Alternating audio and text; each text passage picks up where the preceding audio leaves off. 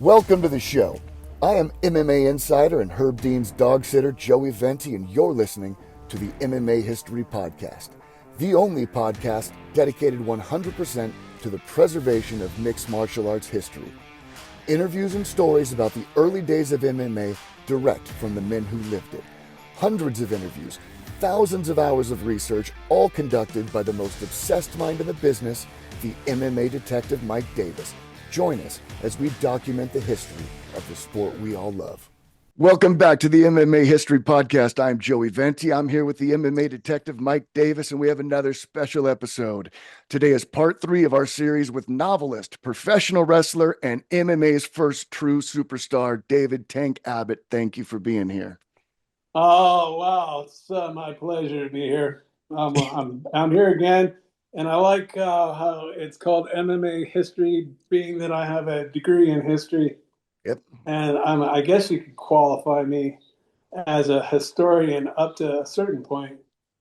So it's my pleasure. I'm not sure historian. I would say subject matter expert. Right. Well, I'll go with it, whatever you want. Yeah, I'd say subject matter expert because there's no experts. But don't tell the viewing audience out there. There's a whole long list of dilettantes out there that are going to teach me how to fight, lift fake weights, do all sorts of things. So Tank, on our Instagram, we posted the video of you bench pressing 600 pounds. So yeah. David Isaacs, former UFC executive, is the guy spotting you. Yeah. So this is like before fake weights even existed for social media influencers. The amount of triggered individuals on that post. Yeah, absolutely. It's fake. It got a lot of attention. Yeah. It's because the reason is because it's in your face that you guys are weak son of a bitches. Your girlfriends are stronger than you, so there's no way he can do that. And it's fake. No way. How come all different gyms, all different people of all walks of life, more than one, many have seen me do over 600 pounds in different gyms am I wealthy like Rampage or Tito and have millions of dollars to go buy fake weights and go around to different gyms and sneak them in and shoot a video and then put it on the internet? No, I don't have that kind of time, nor that kind of money, nor that kind of gall to spew that kind of bullshit. Yeah, in a time machine. That thing was filmed in the 90s. It's real. Yeah. It's real. It can't be real. So I can't run a marathon either. No, can't do that. So you recently made the social media rounds again with Sean Strickland. So Sean Strickland tweeted out, a young, angry Sean Strickland tried to pick a fight with UFC legend Tank Abbott at a bar. His father rushed over to apologize, but Abbott saw right through the family dynamic. Instead of getting angry, Abbott took the kid under his wing. They spent the entire night hanging out together. Here's his quote, "Me being a super angry kid, I tried to fight Tank Abbott in a bar. My dad comes running over, up like a beta cuck of a man, and tried to start apologizing to Tank Abbott. I think at this moment, Tank starts to connect the dots. So I hung out with Tank all night, and it was a really dope evening." Do you remember that? No. It was the 4th of July, I think. No, I don't know. I don't think I've ever, I don't think, I know, but I haven't, not in my conscious mind, but I know somewhere Paul Herrera had some kind of connection with him. He was one of Paul Herrera's originals. His original gym, 15, 16 years old, was with Paul Herrera. So I'm assuming it would have been with Paul. But I wouldn't have known him then. I think I was training for a fight. I think it was my last fight that I was in. I was like 1 foot from my deathbed. And that's when I fought the Indian dude. I forget his name. Warpath. And I was like, almost, I had no business fighting, but you can't say no to me, but I can't say no to a fight. So that was the only time I was up at Paul's gym there. I was out in Corona somewhere. But I had no idea. Even back in those days, I wouldn't know who he was when he was 16 or anything. Mm-hmm. So, yeah, I'm flattered. You want to make a story up about me? At least it's not bad. Like McCarthy calling me an alcoholic and saying I was drinking everywhere. What a jackass! I mean, seriously, full jack off, stroking himself, and he thinks he's funny. Doing that kind of stuff. And to me, I don't care. Alcoholic, sure.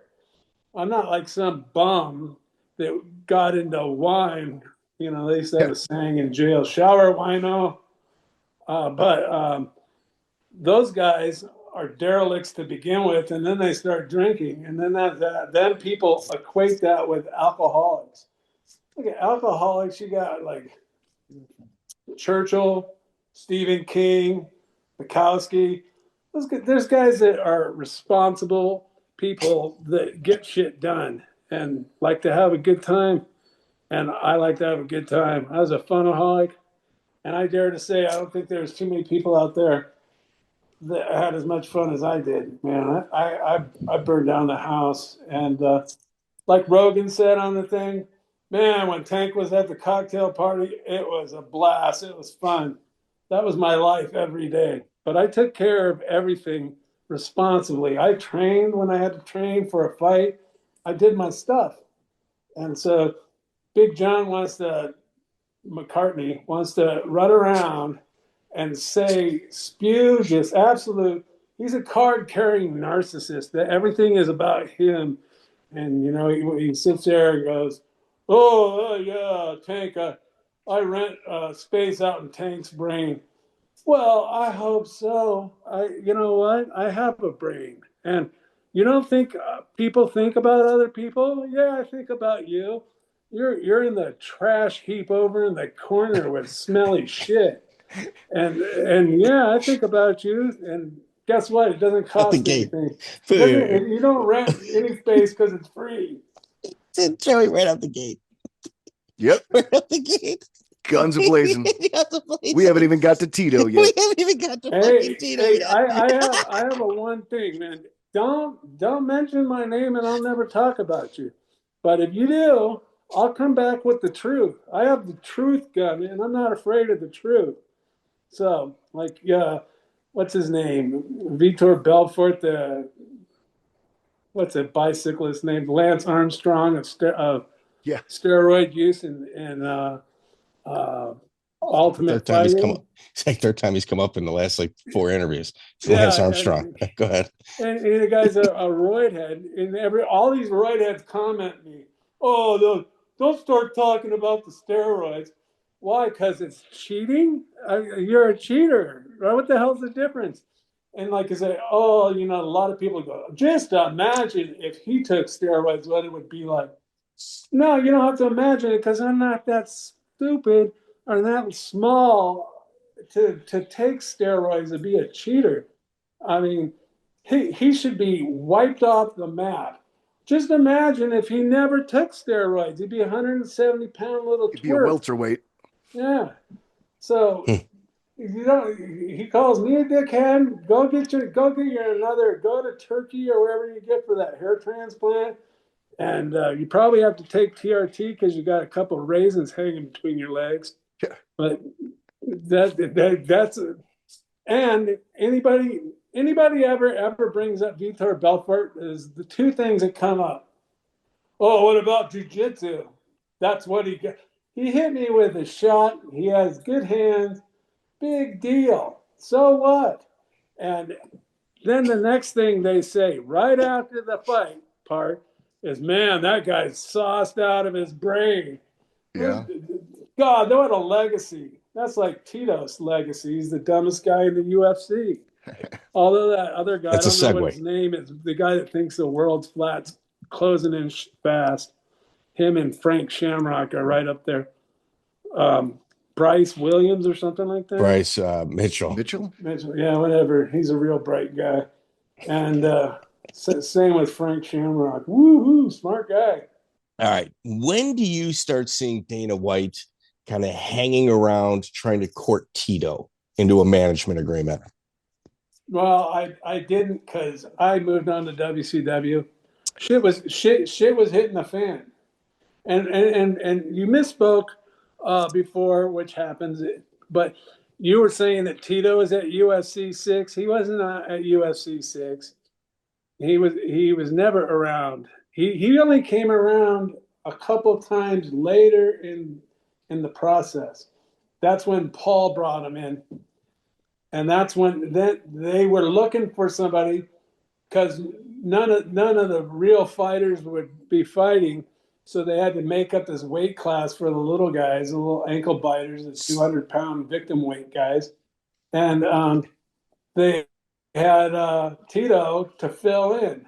And Tito was so scared, Eddie Reese had to slap him across the face and like go, "Come on, man, focus. All you're going to do is go out and do a wrestling match, like a college wrestling match." And I guess, I don't know even who he fought then. I think UFC 13? It was Gay Metzger, I think. Wes Alberton and then Guy Metzger same night. Yeah. Yeah. So that's how he got in. But he was just like Paul and Eddie were too small for me to train with. Although they have a warrior's mentality, but they're too small. Like, Paul's a tough guy. I mean, he's an All-American wrestler. I think he would beat Don Fry if Don Fry didn't go off on his his supplements. Yeah. I don't know. I don't know if he's ever admitted to taking steroids. I think I've seen Severin say that he did. And Fry's admitted it. Yeah, he also say he was fighting high on like pain pills too. You can't go walking around with a head like that and a face like that and say you didn't take steroids. I mean, that sagittal crest on your forehead, when that thing sticks out it's almost like a Pinocchio nose. You tell a lie, your nose grows bigger. Well, when you're taking steroids and that big caveman forehead comes popping out, you can smoke in the rain. You kind of got to go, So like, oh no, I didn't take steroids. And well, why'd your forehead grow like a caveman? And like I said, all sorts of guys. I mean, just look at them. The champions, the wrestler guys. I don't need to say their names. You can see their faces. You can see their heads and figure it out. I mean, and then they deny it. That's how much these guys are such reprobates. They're phonies. They're not real. They don't walk around like a warrior. They're the last guys wanting a foxhole with me. They'd be like trying to save their ass. Hey, fuck this. I don't care that there's someone's going to come in and get you from behind because I'm hauling ass because I'm scared. That's the kind of people those guys are. They'll take some steroids and pretend you're tough because it makes you more aggressive. I mean, they're phonies. They're fucking fakes. They saw, like we were just discussing this, they saw it on TV and said, hey, that's what I want to do. I have a whole different paradigm. I've always been fighting. I fought in grade school. I fought in junior high. I fought in high school. I fought around the neighborhood. Everybody knew I wanted to fight. I love to fight. I didn't say, hey, you know what? I'm going to get in this show and pretend that I'm a fighter. They don't even, it's disgusting. And not regardless of Tito breaking into my truck, I don't know if he broke in, but he was in my truck. But regardless of all that, I could look the other way. I've for some reason, I attract scumbags. And I have a high tolerance for them. I just sit there and nod and don't think I put it in my duly noted file. And I just sit there and go, oh, okay. I kind of know who you are. But I can look past all that. But what I don't like is him going around and acting like he's a fighter. That guy's never been in a fucking street fight. He got in a little scuffle somewhere in London. Big deal. But that guy's not a fighter. He's a phony. He's a liar. I think everybody knows it now. Everybody's finding out, just like McCartney. He is a black stain on the UFC. And I saw your interview with Meyerowitz, and some music guy, and I like Bob. We talk now and then. He's a music guy. He doesn't know these guys are putting him together. That these guys are just dirtbags. It's amazing. And so Bob put him in this position, and it's a terrible position for a narcissist such as him to be in, because such he's as kind who? of protected in a cocoon. McCartney. You know McCartney? Yeah. Okay. You can't attack him because he has the ultimate power. Almost kind of like him being a cop, and I would get into it, but I told you I love cops. I love law enforcement. I'm not like anti-cop and all that kind of stuff, but I am anti-narcissist, badge-heavy guys. And McCartney is just he's an academy cop, and he got no respect from the guys that go out and actually put handcuffs on people and arrest people. They don't have respect for that kind of guy. He's the goofball instructor at the academy, and I was flying to Japan with him, and I don't know if they did it on purpose, but they made us sit next to each other, our seats, and so I had to listen to him for like 8 hours of just nonsense, and I had to rib him a little bit, and I said, "Hey, yeah, well." And he's like into this, I'm bigger than thou and all this kind of stuff. And I go, yeah, well, no matter what, you're never going to know anybody stronger than me.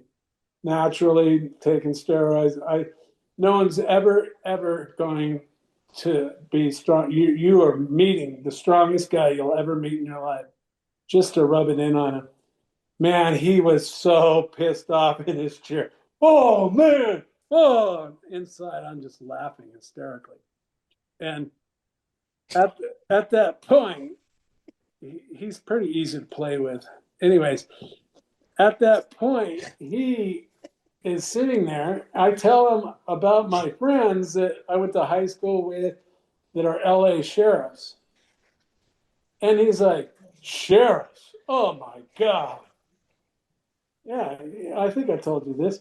And he's like, oh, I don't like the sheriffs. And I was like, cops and robbers, bad guys, good guys. Yeah. No. I didn't realize that there was a faction of competition, I guess. It's like Army and Marines. Yeah. They do the same stuff, but they don't like each other. Who knows? I don't know, man. But McCartney, it could be anything. I was waiting for him. And then somebody, I don't know if you guys saw my post or not, about how to write an apology letter for dummies. Yeah. No, I wrote that letter, but the fan sent me the book cover thing. And so I had to post it. I mean, it's too funny. It's totally true.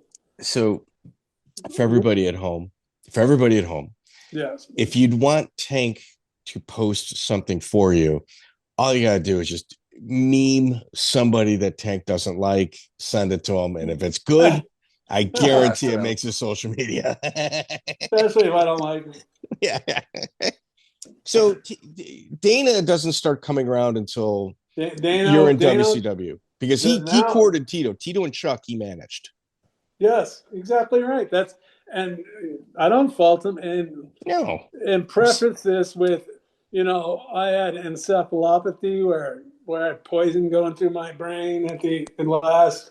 I lived longer with cirrhosis than most, probably. It's not a competition, but my blood was polluted, and I was not sane, and I was crazy, but I was functioning, but I was crazy. And I guess I might have called Dana up and left some stupid messages. And I apologize for it. We talked on the phone, and he's like, hey, man, don't worry about it. and we're all cool I'm cool with Dana, but this is history, and he was on to Chuck, and they were kind of like the B-level guys because they're like victim weight 200-pounders, and Tito was one of them. I want to say that Lober and all those guys were around. I'm not for sure. I don't know. I just remember when he was training and he's like, I want to do this. And he kind of caught me by surprise because we were just wrestling.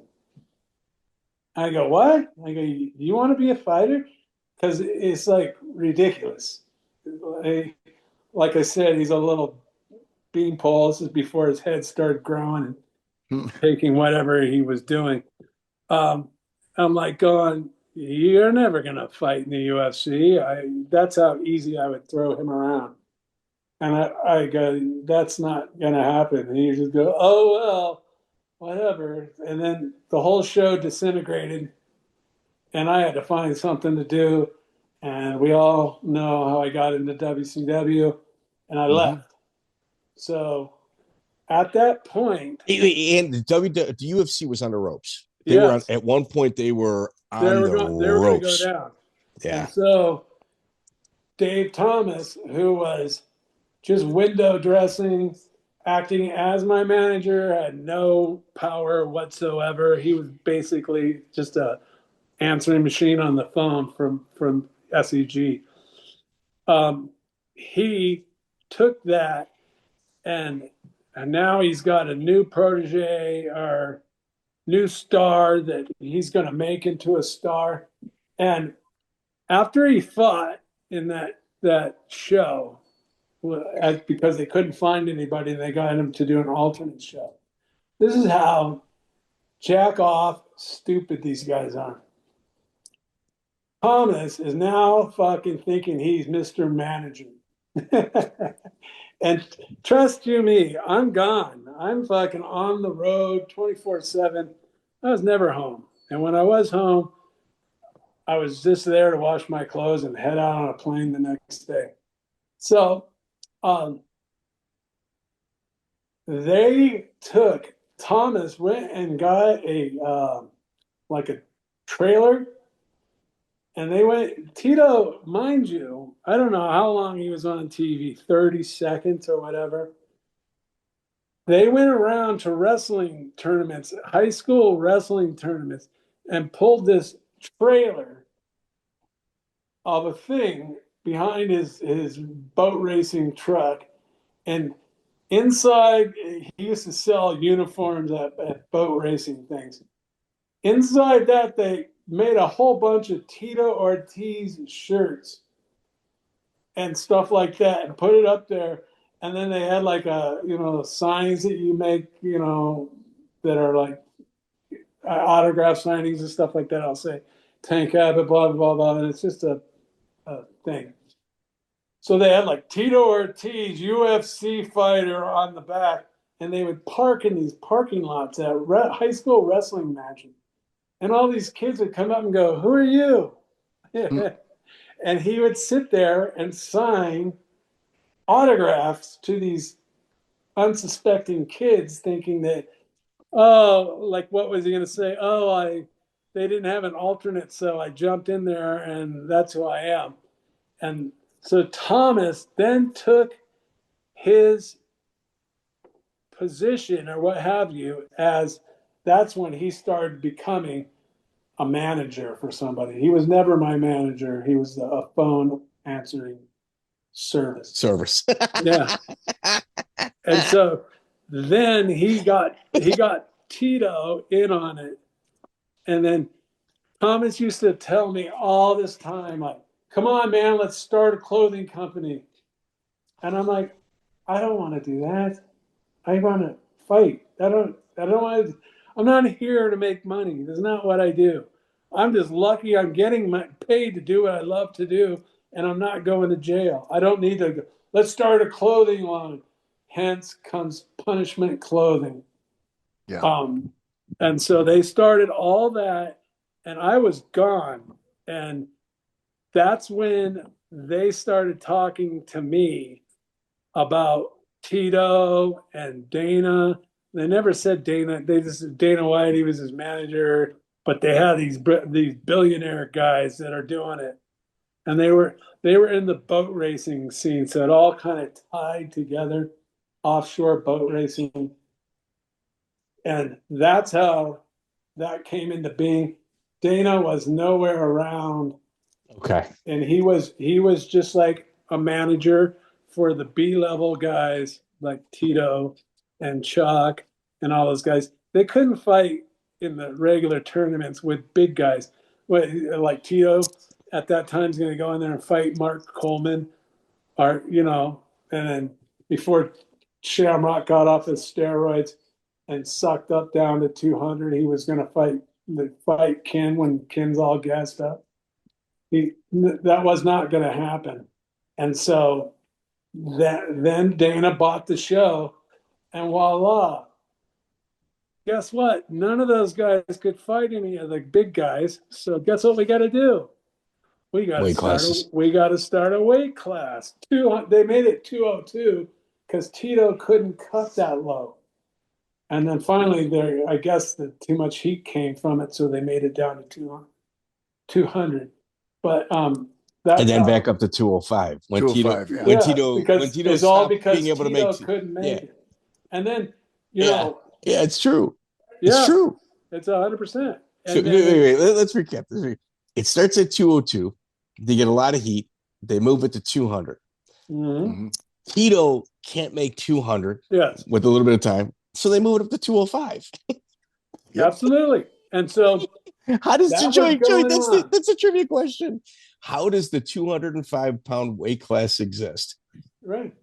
We dropped Tito had trouble making 200. Tito couldn't make 200. Well, so that goes down, and then so now these guys are doing their little show, and they're putting it together, and they start pushing Tito. And if you have enough money, you can push a bag of donuts, and everybody will run around and think that the bag of donuts is tough. Well, Dana outdid himself with that cliche, and he went out and found himself a box of rocks, and he fucking said, "Hey, Tito, come here, we're gonna push you." And so they went and pushed Tito. And if you know anything about anything, Tito is not some great fighter. He's a great fighter at the weight class they made for him. But other than that, he's a soft crybaby, not tough human being. So, in my opinion, like Chuck Liddell kind of cleaned out the division while Tito wore the belt. It seemed that Chuck was kind of like Babalu. Yeah. Tito doesn't beat Babalu. Chuck fought Babalu twice. Meanwhile, Babalu is taunting Tito publicly. Like Tito wanted no part of Babalu. What kind of fighter is that? A Brazilian guy, except he can box too. I'm saying, I'm a guy who will fight anybody hurt. That's what I'm saying.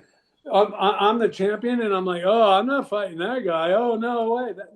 Dana White, all great intentions. He stumbled into it, and the whole point is he pussified the whole fucking sport of what it was then. He turned it into a bunch of pussies. These guys with weight classes and all that stuff, like I said last time we were talking, 99.9% of these guys wouldn't be able to fight in the old shows with the old guys. It wouldn't. Where are the tournaments anymore? Where is all that? And then everybody wants to talk shit about me, about my record. Fine, whatever. But hey, guess what? There were tournaments. I'd win 2 fights and lose one in the finals because they would cheat, and that McCartney didn't like fucking tough guys. He wasn't about tough guys because he was technique from the Mexican jiu-jitsu place. And which you don't need to be tough to do. That's why he likes it. If he was tough, he'd go, oh, fuck this, fuck that jiu-jitsu stuff. Let's see the tough guys. Not like, oh, it's skill.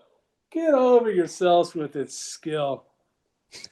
So is wrestling. Wrestling is a skill, but guess what? I've been in countless wrestling rooms my whole life, and there's not too many tough guys in a wrestling room. There's some tough guys, but not everybody in there is tough. Yeah. And you got if you've been in a wrestling room, they exist. They definitely exist in there. Yeah. But there's a whole group of fucking pussified little guys over there sitting in the corner, little ankle biters. They're the last thing to represent tough. And I don't want to get into people's names or anything like that. I got more decorum than that. But these little guys that fight, they're not tough guys. Are you fucking kidding me? And I'm not. I think I'm like the last generation before cell phones and all this bullshit. Well, if you walked around and said you were a tough guy and you're a little midget ankle biter, you'd get slapped around and beat up by the football team. Yeah. Not today. And then you got the phones and you got these trollers out there, these jackoffs. You guys are such fools. You disgust me, you bunch of pathetic lot. Okay. All right. That's a good segue to the next question. You're in WCW. Yes, sir. You're transitioning back to MMA. Is that what your thought was after you get released from WCW? What's your next? I mean, you're a smart guy, so your forethought is to go where? To the bar. Okay. All right. Chimayo's. But and so listen, you kids out there, and when I say kids, I mean anybody that was born before or after 1985. We'll go with that. You're kids. You don't even know anything. They're like cell phones didn't even come into being at a regular pace in '99, and up until that point, people would take care of business by themselves, and it wouldn't be like you could go and videotape people on your phone and do all that shit. Society ruled itself, and if you were a smart ass, you got it handed to you. And it's not like that anymore. Everybody can be anonymous and troll and say all this shit. These guys all say shit like about me. Kids, you're lucky you live in today's society, because there would be no room for you. Ask your dads. He made you. He probably got his ass kicked, and he would tell you how it was back in those days. Since we're on the street fighting topic, I got to ask you, there was a famous Crip in Los Angeles. He went by the name Ghost or Space Ghost. Says he trained with you. Do you have any memory of that guy at all? No. Okay, just another lie about you, but we're here to fact check. So we heard you used to pick him up in a Vespa. On your Vespa and take him to go train. Well, I used to have a Vespa. I don't remember. Describe Space Ghost, Joe. Black dude, 200 pounds, kind of jacked. He fought in MMA a couple of times. He fought a guy in LA named Maverick who fought a lot of local shows. But I'm a Maverick guy. Yeah, he's a little right-head guy with a ponytail in the back. Yep. Out of San Pedro. Those guys were up by John Marsh and all those guys. Ghost, you know what? I'm not to say, I would definitely say, oh, no. But you're stirring the embers of memory. There might have been some guy, but I offhand, I can't remember. Like some clown, what the hell? There's a troll. He was saying that he was a bouncer at a bar, Tijuana Jones. I used to go there a long time ago. And he's like, he's a bully. And for the life of me, and then there's this like a group of guys that were all ex-bouncers and shit. And if you were a bouncer, first of all, I've never been a bouncer ever. And I think they're a bunch of self-righteous, indignant fools that want to act like they're in cahoots with the law and they're going to straighten out the drunk people. and they're just clowns basically. And so he's kind of like this ghost guy. And I wrote something back. And by the way, I do enjoy responding to you guys. My wife doesn't like it, but I think it's fun. Because you guys are all a bunch of fools.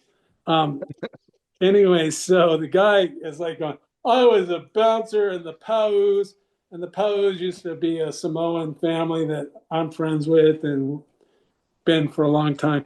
But and anyways, he's like talking about, and then I'm like going, oh my God, it's just this little roid head midget, like ankle biter guy that was a bouncer at the thing. And I wrote back to him, I go, oh, that's funny. I go, you're a bouncer. Go figure that.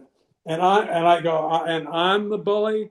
I'm the bully here. And then he goes, well, I'll give you that. I was at a bad time of my life. I went on to become a cop. And I go, oh, even more. Another fool. It's a Let me guess, you write cliche. traffic tickets to people going to work. Exactly. People going to work. You write them up. Him and McCartney were writing Not real checks criminals. out. Yeah. And so I'm like, go figure.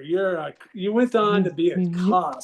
And then through just seepage of my memory, he came back and he was some little twerp.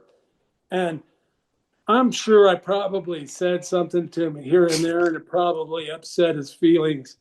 But I would bully the bullies. And first of all, I know it's a cliche and all, but it's the truth. I see these little guys walking around like they're tough.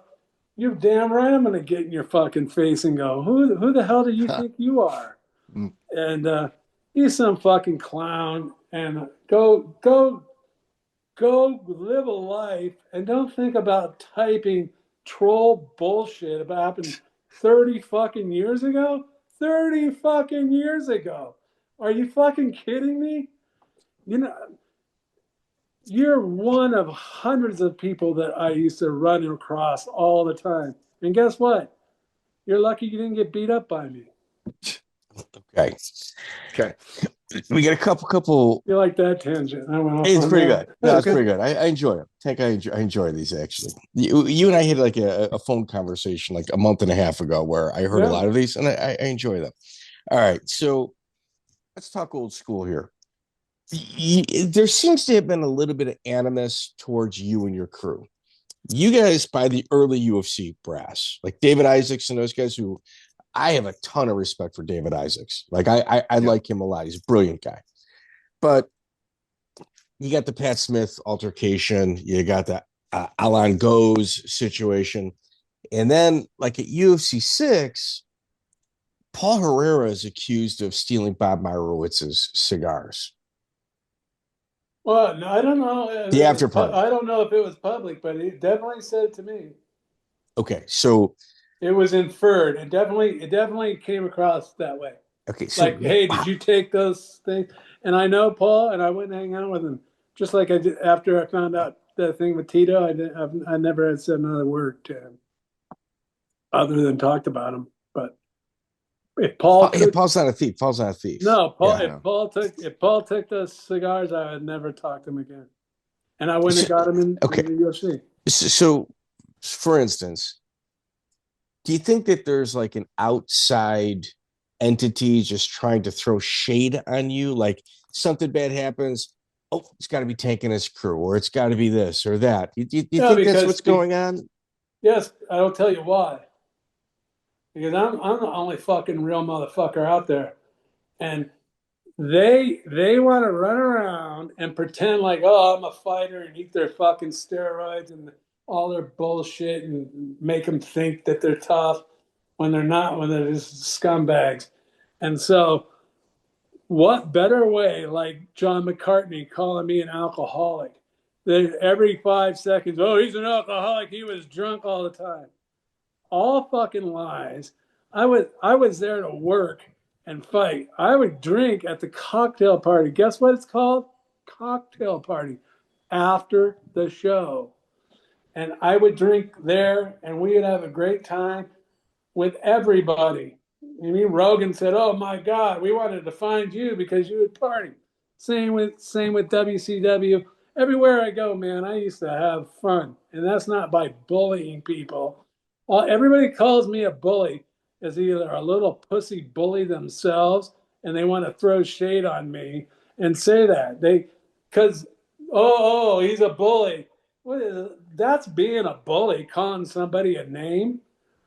Like, you really think I care what you think about? Fucking see that little button with a slice down the middle? Push it. I go away. But no, you want to sit here and listen to me call you a puss that you are, because you are. Okay. So all those haters out there, it's all hate. So if something goes wrong, like McCartney said, oh, he's an alcoholic. He was drunk all the time. I wasn't drunk all the time. I'm using him as an example. You were drunk some of the time. Some of the time. That's fair. Not at the cocktail party, wherever it was supposed to be socially acceptable. I was drinking and having a good time. I would tell you right now, if my body could handle it, I'd be drinking right now. Okay. So Paul Herrera, there's a real weird conspiracy that we got. So Paul Herrera, you got to look at him, tough guy. All-American wrestler at 142 pounds. He'd beat Don Fry if he was on his supplement thing. He would beat him. It wouldn't even be a fight. Okay. So, and you were cornering him when he fought. Wait, let me just get this. Let me get this. Let me get to the next one. Okay. So, Big Daddy Goodrich is a Kuk Sool arm wrestler, and Kuk Sool is something that they just kind of paid him to represent because he's a very large individual and very powerful. I saw the thing where he says he didn't know anything. On our interview, he says he says I think that's what. Okay. So on our interview, Big Daddy Goodrich said his words, and I got some questions about it. His words are, at the pre-fight meeting or weigh-ins or whatever, we saw Paul, my coach continuously saw Paul shooting for a fireman's carry. I saw that. And the night before, all we did was practice how to counter the fireman's carry. So this is after Paul was accused of doing something that obviously isn't true. Yeah. And there was supposed to be videos that Paul made for instructionals because Paul's system is actually pretty advanced. You heard it from me. Okay. So do you think that maybe somehow those videos were leaked to Big Daddy Goodrich? I absolutely do. And I'll tell you what. I'm a very good wrestler. Things didn't work out my way. Doesn't matter. Things happen in life. I don't cry over it, but I didn't do what I wanted to do in amateur wrestling. But hey, I went on and did other things. Paul could take down just about anybody in the world on a good day with his high crotch. I mean, you sit there, and I knew because I trained with the guy, and he would still get it now and then. So I'm pretty sure that he made these videos, and I'm pretty sure that those videos ended up with Goodrich before, because I don't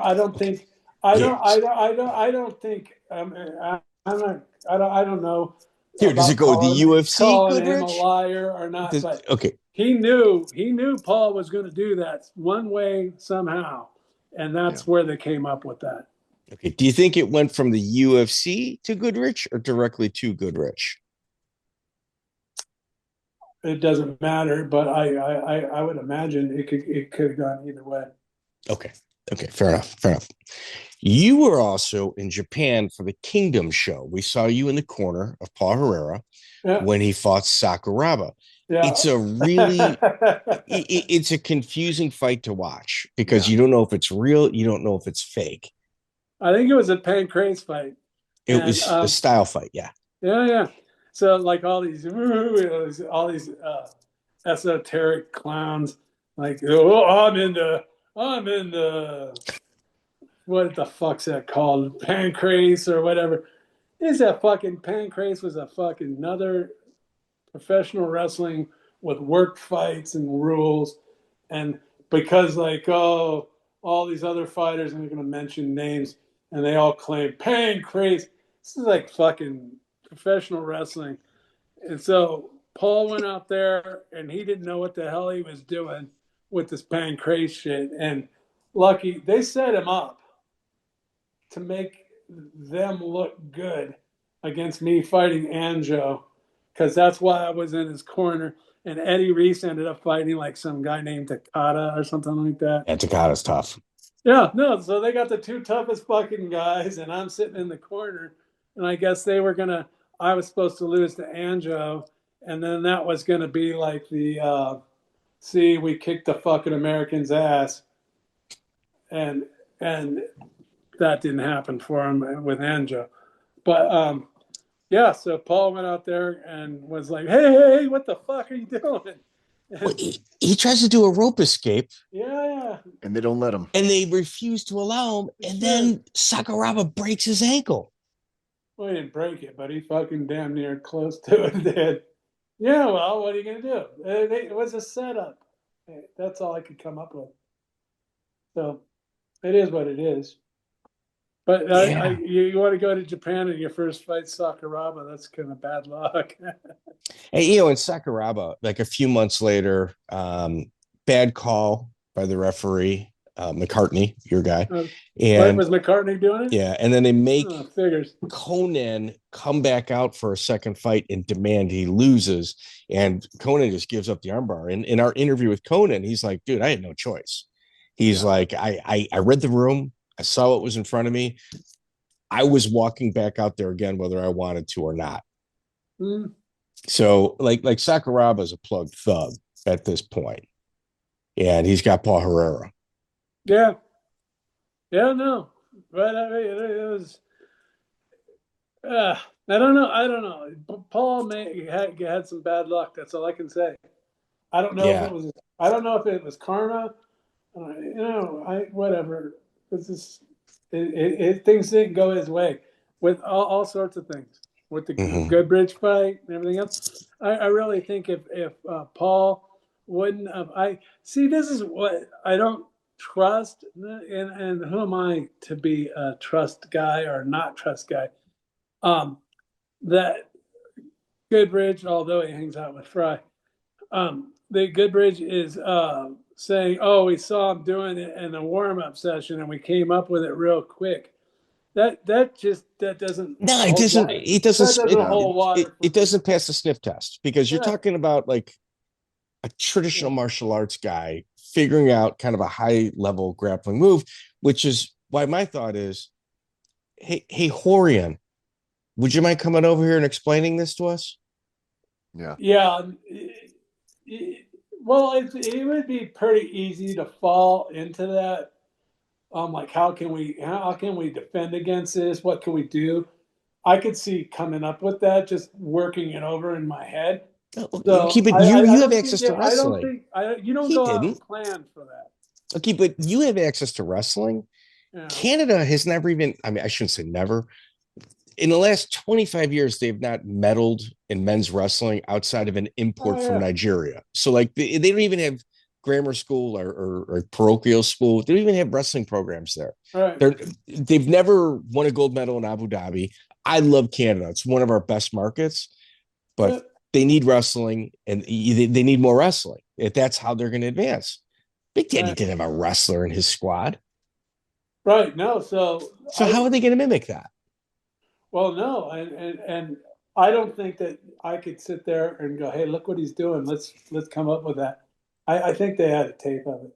But yeah, if they didn't, I wouldn't be surprised either way. But it doesn't pass the sniff test. It's weird. Fun. It's like, did we really walk on the moon? You know what I mean? Let's not get started on that. All right.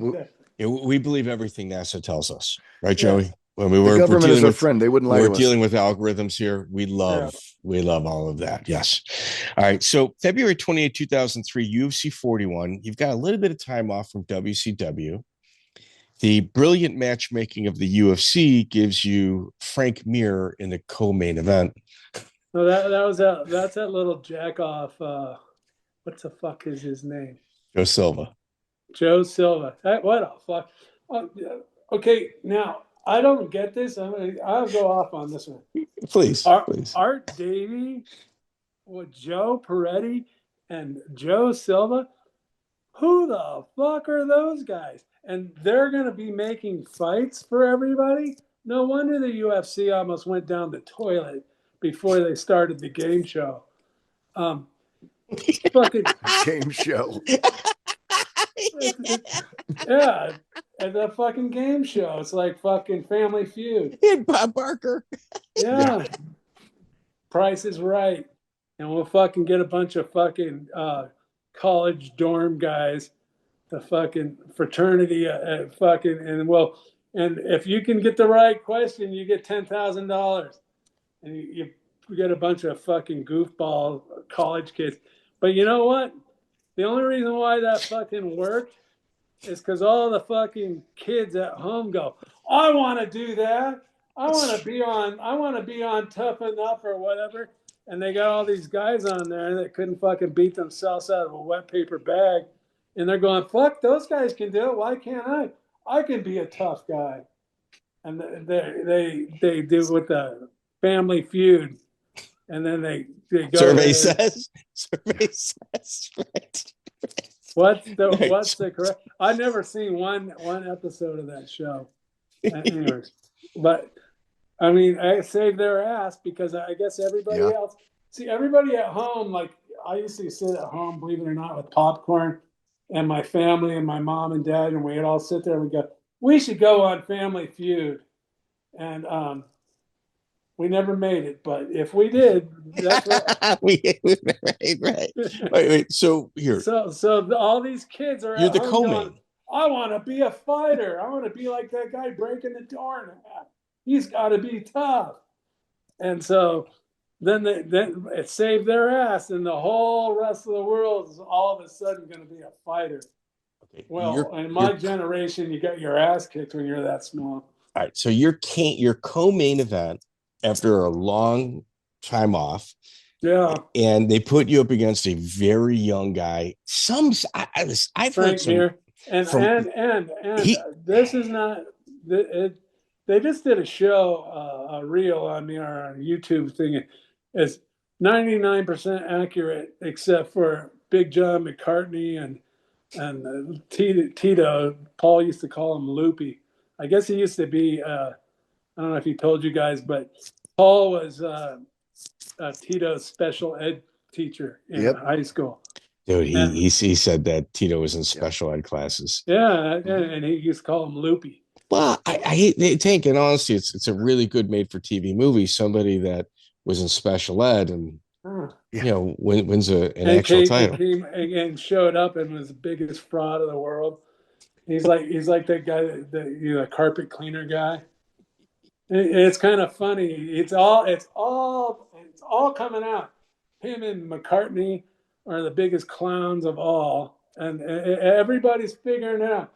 And he's talking about the White House show. He's going to be the referee there. What do they fucking think? Joe Biden's be the president now? A corrupt fucking crook like McCartney fucking sticking his nose in there. If they might just do it to spite me, Dana would, but have that clown in there, it would be a tragedy, travesty. It would be awful. I feel sorry for the fighters, but go on. I digress. So Frank Mir, your co-main event, long period of time off. Now your co-main event. I have to interject here. Okay. My mother passed away during that time. Oof.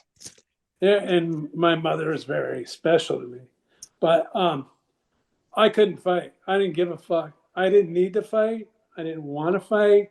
They called me up and said, hey, what are you doing? You want to fight? And I'm like, shit. And I was busy drinking myself to death, having a good time. And by the way, I achieved my goal. But I sat there and said, fuck. And then I'm sitting around and I said, you know what? At least it'll give you a reason. And believe it or not, McCartney, I'm fucking responsible. It'll fucking get me out of the bar. And it's not, oh my God, I'm a slave to alcohol and I have to go drink. I was like, I'll clean up, get in shape, and I'll go fight. My mom passes away during that situation in weird terms. I don't need to get into it. But anyways, I was not looking to fight. And I called Dana up and I said, hey, what's up? And he's like, what's going on? And I said, I can't fight. I don't want to fight. I can't fight. I don't give a fuck. I don't care. And he's all, gives me the whole speech. You have to fight. We have all this advertising into it. We've got all this going on. You can't just say, I can't fight. And I'm like, Dana, I'm like one of the only fucking few people. I don't know who he's come across, but I'm pretty sure he'll tell you that I'm as straight up as it gets. And I said, I'm not going to fucking make you beg. And I feel bad about this myself, but I'll show up. But don't fucking expect one fucking thing from me. I go, I'll show up. That's all I go. That's all I can tell you. I'll be there. I go. Wait, let me interject. So, because Yeah. this is kind of important. Yes. I get that. You're being honest with him. Is this before Frank Mir was your opponent, or was this after he was your opponent? During. Okay, so it was during. There's a rumor. Training to fight him, and I was training with Bo and John, and I fucking Bo Hirschberger. Yes, black belt, all those guys.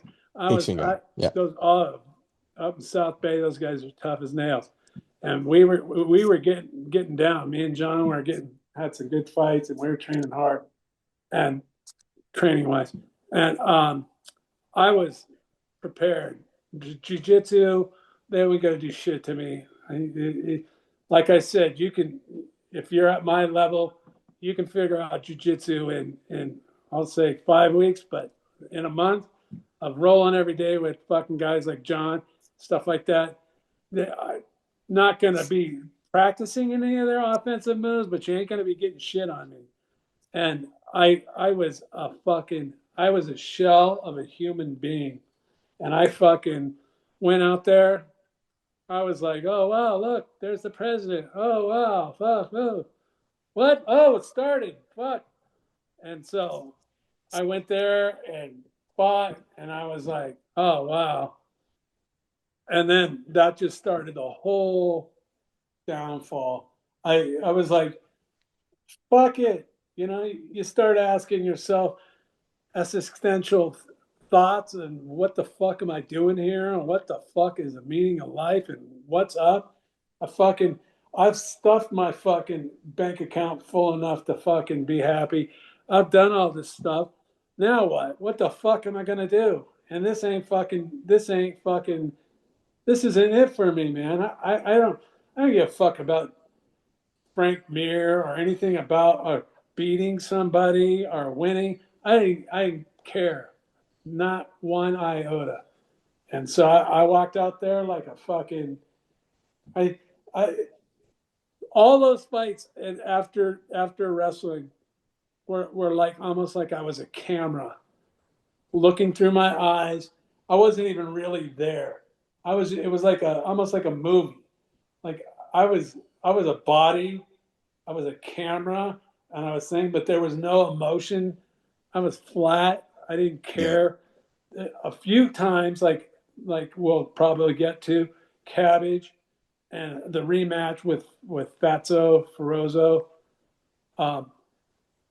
Those I had some fire, some intensity, and some want to fight.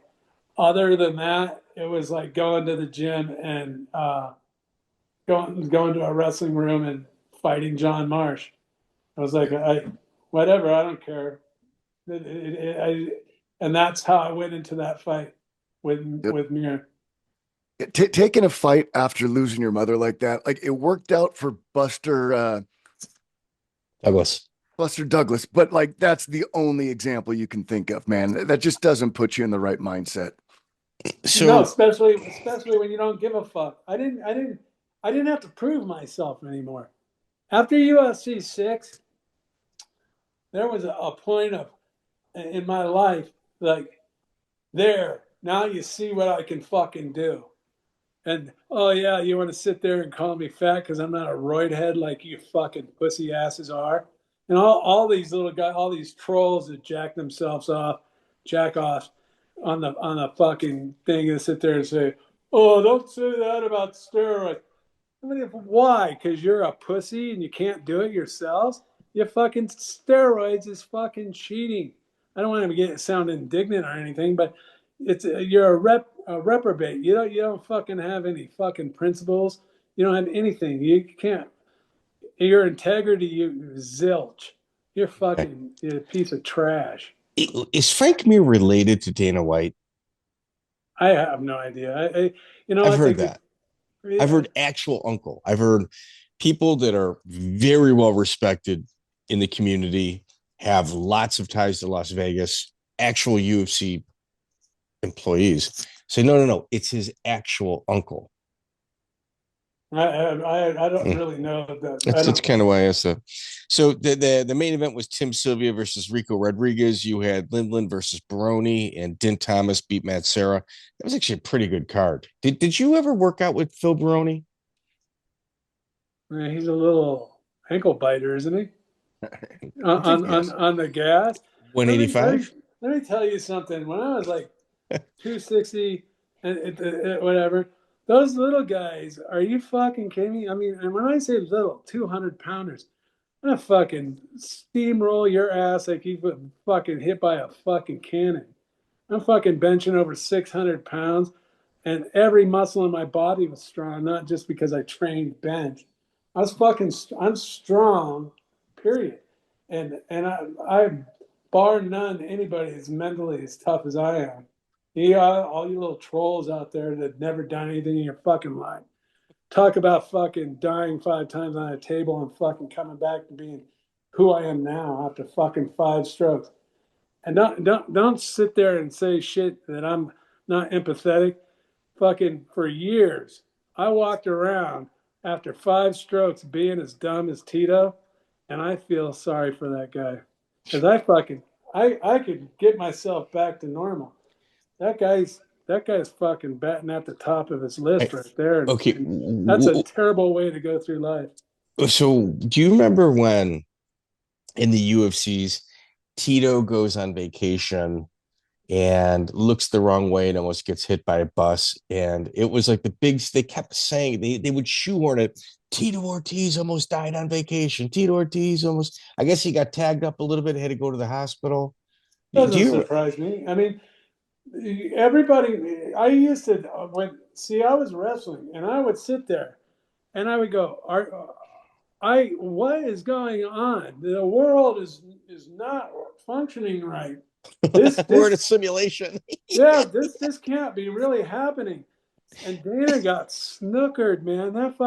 And he's not the only one. I got snookered. And Paul got snookered. Like I said, if he was as smart as that carpet cleaning guy, he might have made some money some way, ripping people off. But when you have as many reels as I get from all sorts of people, that's like 365 times, like 3 times a day. How smart are you? Seriously, and that's your legacy?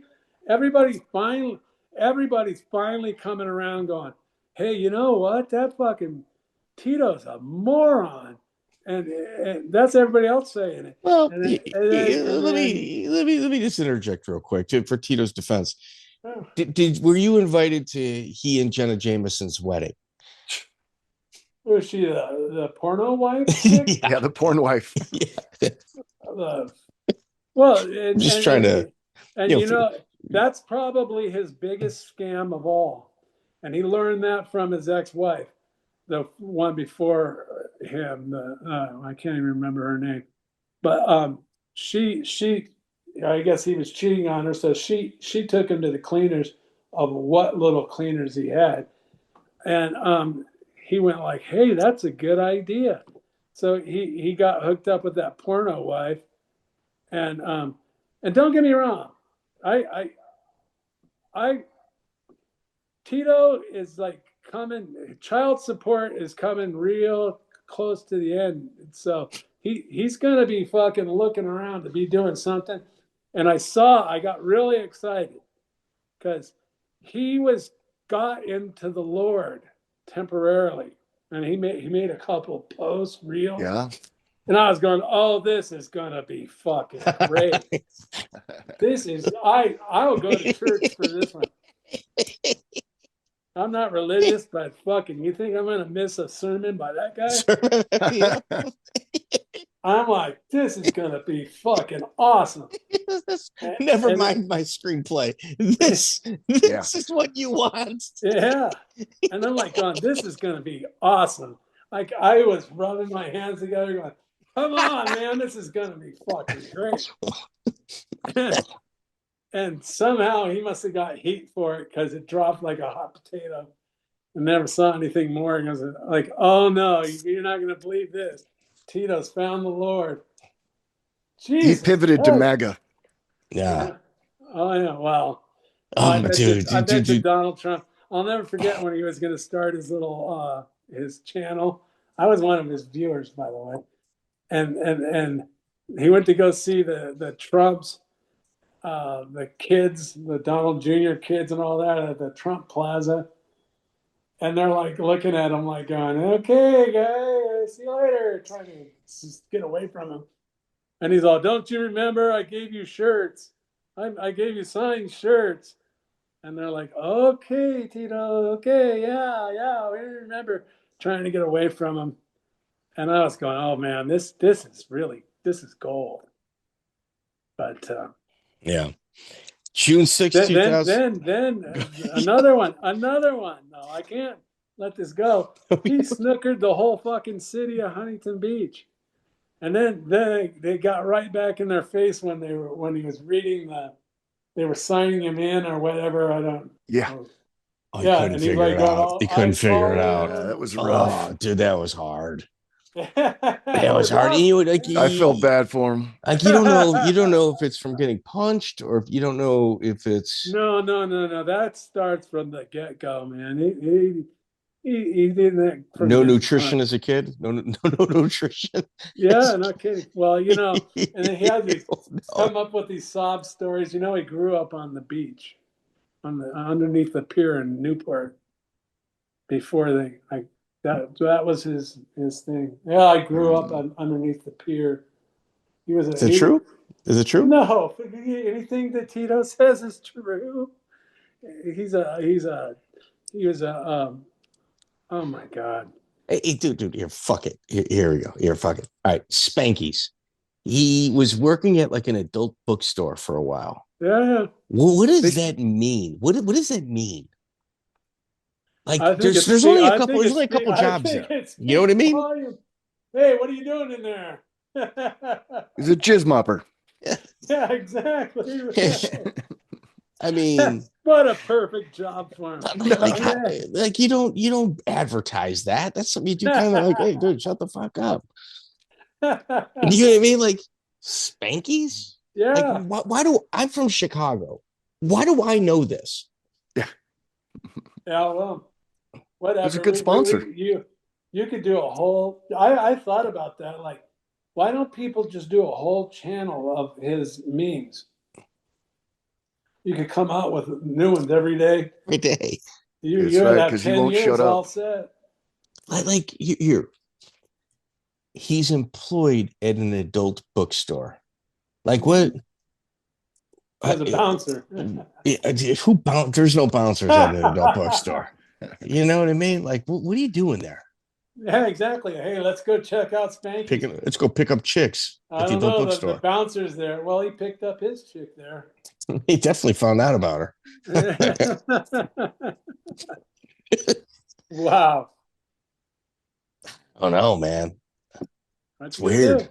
It's weird. It goes on. And anyway, so everybody's got a little bit to blame. Dana pushed him a box of rocks, and then to this day, the Jackson podcast thing. I was on there, and they're friends with him. I was supposed to go back on there, but it never came to be. they keep on calling me up, and then, oh, well, not this time. It just never happened. The wires were always getting crossed. Dude, they watch our podcast, and oftentimes they kind of get their guests from based on what we get. We get like a lot of people that like have the opportunity to say, "Oh, I saw it there," but they never will. Yeah. It's weird. Right. It's weird, and it's like if we gave a shit, like we'd be the only people that we give a shit about people that steal our stuff and cut us out of it and pretend like they did it. Like that's the only stuff that makes us angry. Well, it makes me angry. Joey is kind of neutral on it. Well, you know, they make what those, I don't know what they call them. And don't all you goofballs out there troll, he doesn't know what he's talking about. The reels or whatever, they're on YouTube where I'm broke and I live in my fucking car and all this is bullshit after one another. Get a fucking life. And if you're going to fucking make up stories about me, make up good shit at least. I mean, if it's going to be bad, make it really bad. It's amazing. Like what?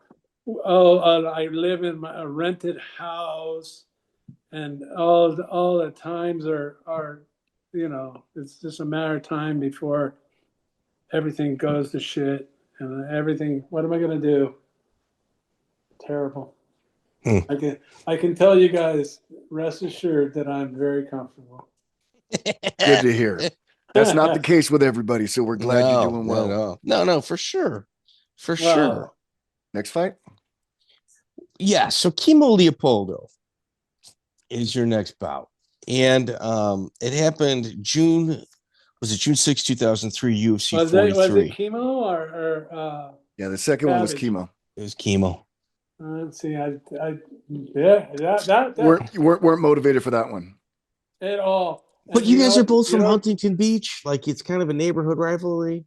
Kimo used to be a bouncer at a bar that I went to, and indirectly, when he fought in the UFC, Dave Thomas told me about it, and he's like, "Yeah, he's a bouncer down at this bar."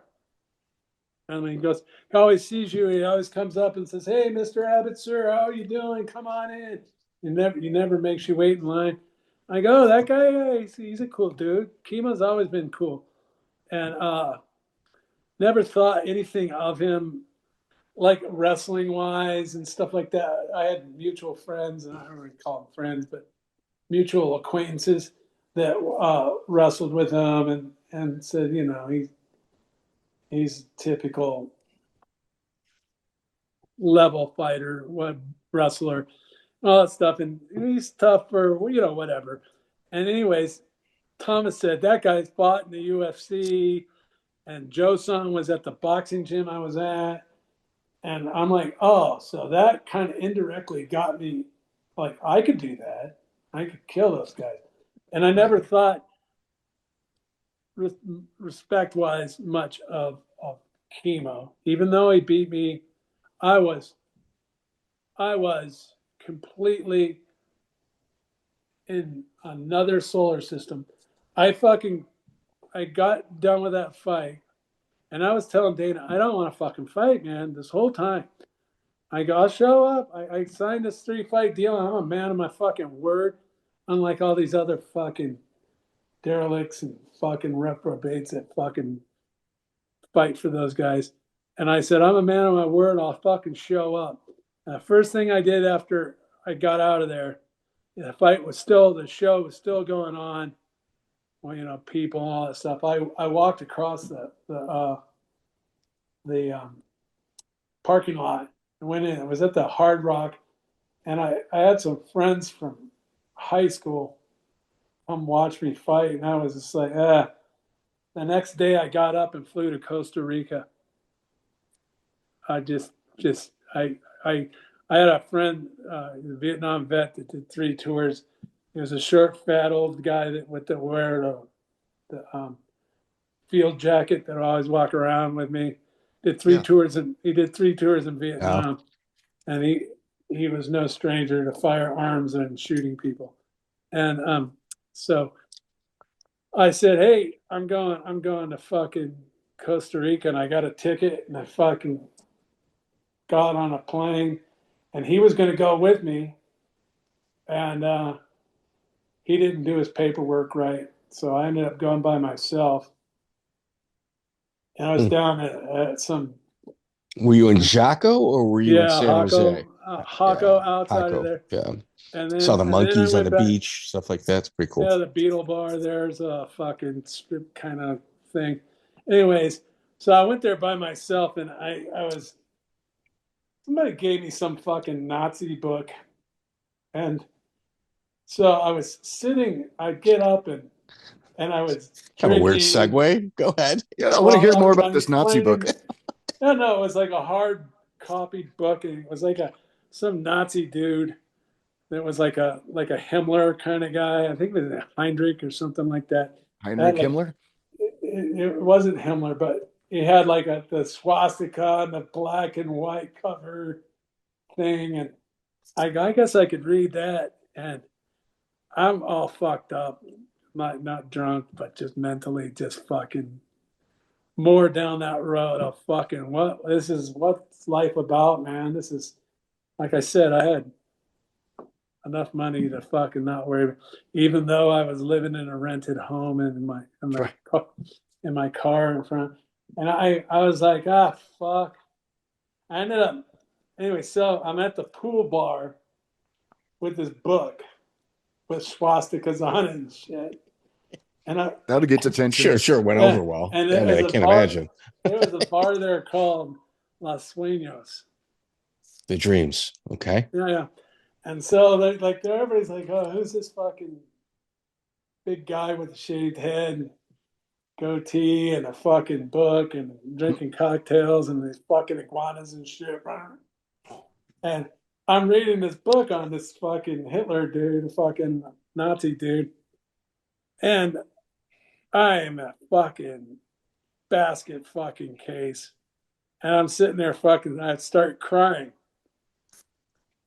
And I'd be, and then I'd leave myself going, holy fuck, these people are all sitting around this vacation bar area. Totally beautiful fucking place that overlooks a fucking water. And this fucking bald dude with a fucking goatee, he's reading a book with swastikas on it. And he's crying like a baby at the fucking pool bar. And I'm sitting there just going, oh, fuck, man. Like, what the fuck? Anyways, it was... Probably a low moment. Yeah, no, it wasn't so much. It wasn't about the content. Moment. It wasn't about the content in the book. Yeah. It was just about life. Correct? Yeah, where I was, like after losing to Kimo, it was just like the whole world was becoming unspooled in front of me. My mom passed away. I didn't want to fucking do anything, and it's like Kimo beat you, which Kimo should have never beat me. Frank Mir should have never beat me, and Cabbage should have never beat me, but I was so fucked up in my head. I was like, fuck. And I'm down there, and some guys like talk about me having a good time. Text me or whatever, type, the down message shit, whatever. Say, hey, man, I met you at the Beetle Bar in Hako, man. Do you remember that was the fucking funnest fucking time of my life? I still tell people about it. I get those all the fucking time about everywhere I've gone. I've gone a lot of places, and but that definitely, I'm gonna write another book, and I think that will definitely make that scene. Will make that. That's cool. That's good. But so the whole Kimo thing was like, it could have been anybody on there. It was like, well, yeah. Let me ask you, and I'm not going to lead you. I'll certainly give you the answer if you don't recall. Frank Mir and Wes Sims fought that night. I don't know. It's where Sims got disqualified for kicking Mir in the head while grabbing the fence. Don't even know anything about it. I don't even. I don't even. You don't remember going to Wes Sims's locker room and talking to him? Never happened. No, you definitely did.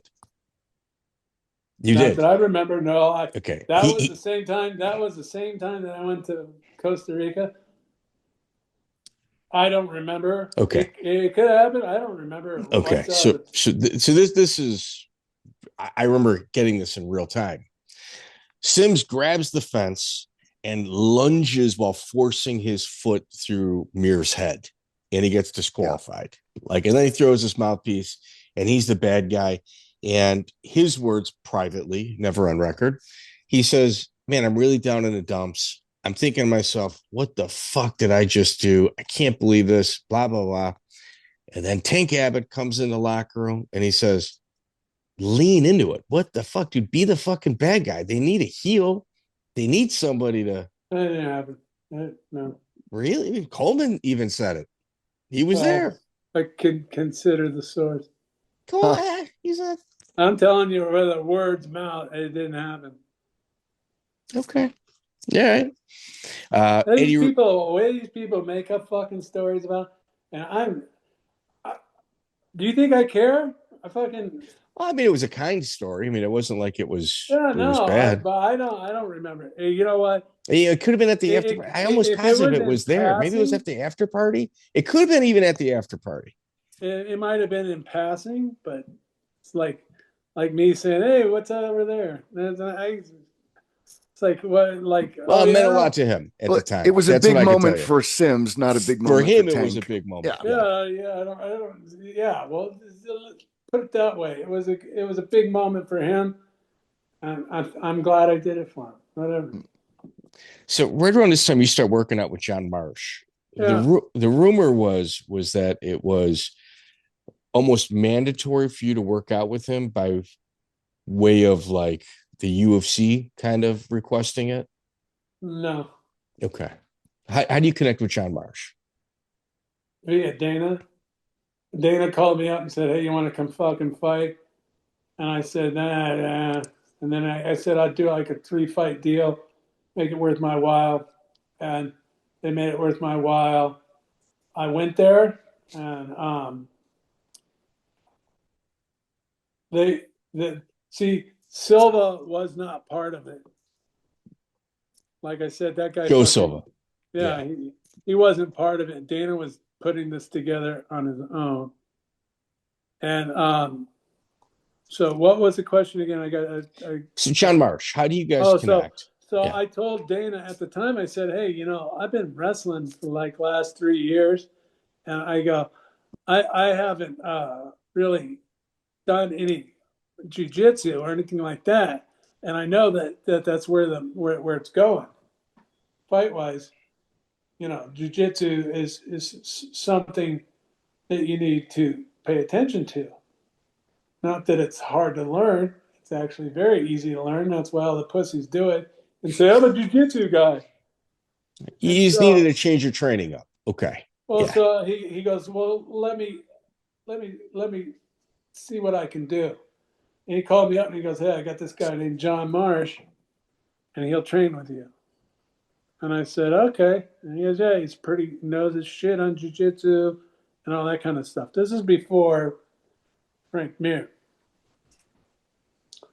And the whole fight package.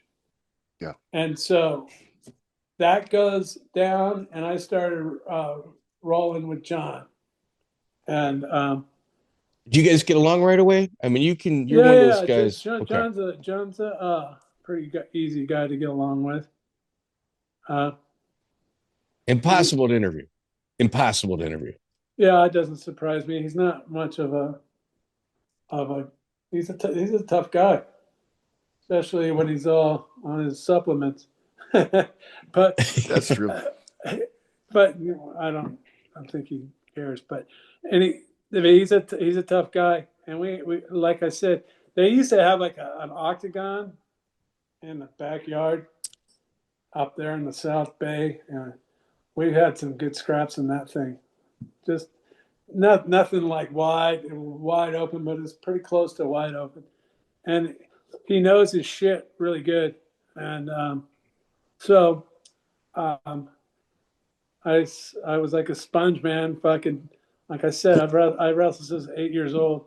I was wrestling the little fucking ankle biters when I was 8 years old, and they were in high school. So who else was in the room with you? It was you, John Well, Marsh. Who else? uh,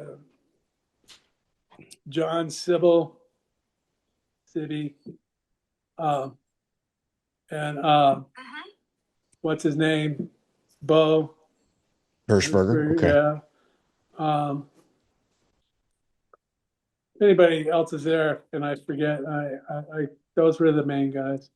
Okay. Okay. Um, when you fought Cabbage November 21st, 2003, it was UFC 46. You lose by cut. Yeah, And and before that fucking thing, that's another fucking McCartney fuck. That's why, when I came back to the UFC with Dana and we fight that deal, and I was supposed to go there and do something for them, and that's when cirrhosis rose its fucking ugly head, and I couldn't get out of the bed at the thing. I was supposed to meet him at the arena. I couldn't. I was sick.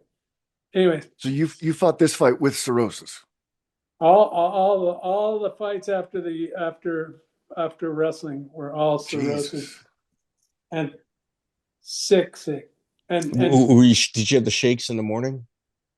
shakes are not a big deal, Okay. but I'm talking like you're just like, oh fuck, and you're just like just worn down, and it's not good. But anyways, so I forgot where we were. We were with Cabbage. Mm-hmm. Yeah. And what was I going to talk about? Was something was there some animosity between Oh. you and your camp and Cabbage's camp pre-fight? No, other than that. Okay. Who cares? I always thought, like, who the fuck's it? Oh, that's where I was from. So I was training for Cabbage, and where I was at the boxing gym. And Westminster Boxing Gym. Yeah. Okay. Yeah. Where I fucking cut my teeth and learned how to box. And I beat some really good boxers, but that doesn't matter. And so they called up, Joe Silva did. So not I never really talked to that guy. And he's like, oh, we want a tape of you boxing so we can see if we could put it on before the show. And I'm like, fuck, what do you? First of all, how stupid do you think I am? Anyway, so I thought it long and hard about it, and I'm like, well, let's show them what I fucking in the boxing gym, but not really show them, Right. You could see what goes down. And so they filmed something, and so they knew, much like the Gary Goodbridge tape, they had a tape of me sparring. And it was all, I'm pretty sure, I don't think it was Dana motivated, but I think it was Joe Silva motivated. And I think Joe Silva didn't like the fact that Dana went behind his back and hired me. As Joe Silva. Known for that. Yeah. Yeah, but Joe Silva is a little fucking ankle biting pussy that doesn't know anything about fighting whatsoever. And it speaks volumes why Dana would hire somebody like that. I mean, same with Art Davie. The only reason why Art Davie was there is because he was in Hoist Gracie's fucking jiu-jitsu. Him and John were doing grab ass in the dojo. And they talked those guys into putting it into a fucking fight or a show. And that's how Art Davie found himself in that position. And that's how Big John McCarthy found himself in that position. Oh, let's make him a ref. And then they snowed after the Gracies were done. They snowed the music guy because he didn't know what was going on. And so they had him snowed thinking that Shamrock was all that in a bag of chips. He's nothing more than a little midget wrestler. And so, before I digressed, No, Joe Silva. Finish your thoughts on Joe Silva. So Joe Silva's a little fucking. I don't know whose great idea was like Dana must have sat around and goes, "Oh, you know, when a company takes over another company and they have all these great ideas, and so Dana takes over the show, and he doesn't want anything to do with the old because he invented Ultimate Fighting. If you don't know that, Right. and so." Strange. So, so he invented it. And so he's like, oh, yeah, we got to get rid of all this shit. And like, all the major stars. And like, we're about technique and we've moved it on like they invented the wheel or something.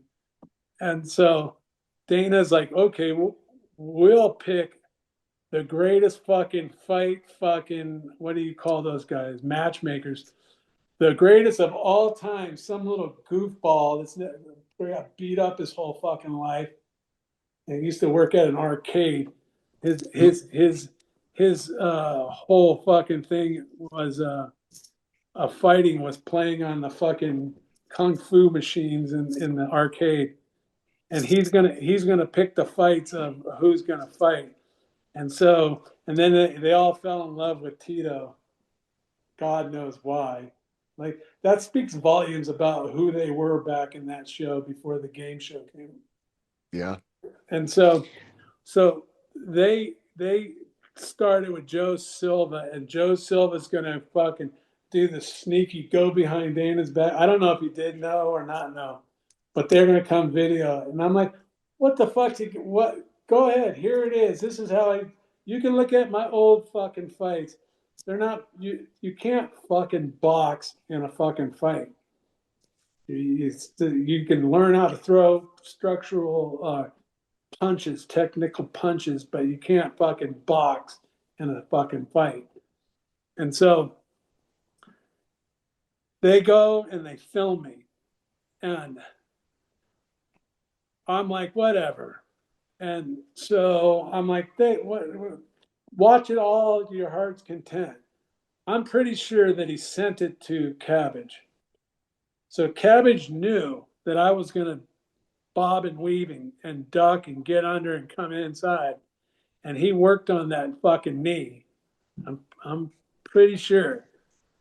Call me crazy, walk on the moon bullshit. But he goes into the fight, and Cabbage with the fucking cabbage dance bullshit. I don't give a fuck about that crap. And like I said, I'm still fucking like, I have to do this job because I said I would do this job. And I'm a man of my word. I signed a fucking contract. I'll show up. I'm not fucking begging you for more money. You could have been fucking cool and said, hey, go get your mind right and then come back and we'll fucking do it. But no, that didn't work out that way. No. And so then I go out there and I'm fucking fighting, and fucking I go underneath and he fucking throws a knee and he splits my forehead open. And I'm like, all right, I'm not really worried about it because he didn't buzz me. I wasn't on Queer Street. I had some blood in my head. And the other jack off, I don't know who it was, one of the cut man guys. I don't think it was that dumb fuck Leon Tabs. It was somebody else. And they're adrenaline, whatever. It's kind of like Is it Stitch Duran? No, I gotta look. I don't think so either. That guy's a dickhead. But that guy's a full-on clown. That guy should not even be there's a whole group of people that should not be associated with the UFC, starting with McCarthy. That is the biggest stain. Anyways, so the guy's putting shit in on my cut on my head. And the guy's like, all right. Are you all right? I go, yeah, I'm fine. And he goes, are you okay? And I go, no, I can't see because it's kind of like goopy and it's got like shit in it. I go, it's fucking, you got shit in my eye. And McCartney's looking over the shoulder, and he heard me say, "No, I can't see." And he fucking steps in and goes, "That's it. You can't see." And I looked at him like, "You motherfucker." Anyways, so then Cabbage starts getting up there and doing his little fucking cabbage dance thing. And I'm like, gone.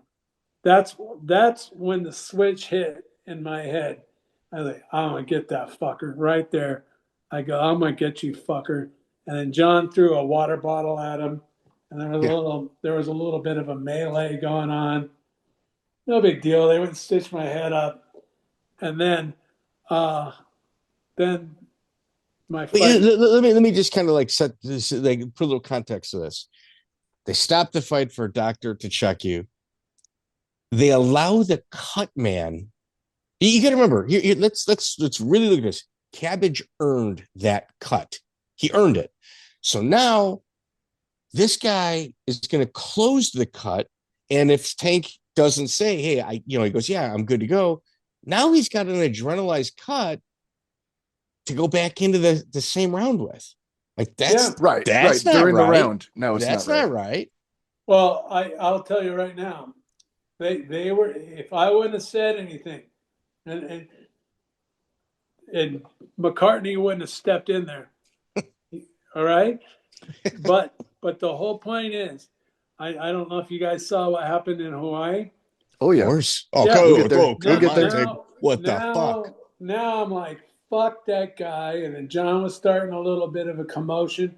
And I'm like, fuck that guy. You know what? John Marsh was starting a little bit of a commotion. Well, yeah. So. Okay. So what's the referee, John McCarthy, do? I mean, he's obviously the third man in the ring. At that point, it was like mayhem. It was like whatever. And Okay. again, I had residue. Like, I don't even want to be here. And I went to the casino afterwards. It was like, fuck. I'm pretty sure that Kimo was not after. I don't know if I thought Kimo was my last fight. No. It went Frank Mir, Kimo, Cabbage, and then Cabbage in Hawaii. Yep. Yeah, it might have been. That's when I was coming out of my depression. Yeah. With my mom, and so that's when I got some fire back into me, and I go, okay, I'm gonna get that fucker. And then they offered me to do it at the Blaisdell in Hawaii, and I'm going, that's perfect, right? So here, home crowd. You leave the UFC, it's a 3-fight contract. Is there a parting words with Dana, Joe Silva, the Fertittas, anybody? No. Just was there an email, or was it just a foregone conclusion that we're done with each other? I think I called Dana one time after, and I said, hey, I'm fucking finally getting back to where I'm supposed to be. Yeah, out of my depression and everything else. And I go, I don't know if I can have a fight. You can get somebody to fight me. And he was like, oh, I don't know. And I was like, I don't know, fucking beg. You don't fucking remember me doing something for you? You don't remember? You remember any of that? No, you don't remember those things. And it's just like the Hall of Fame snub.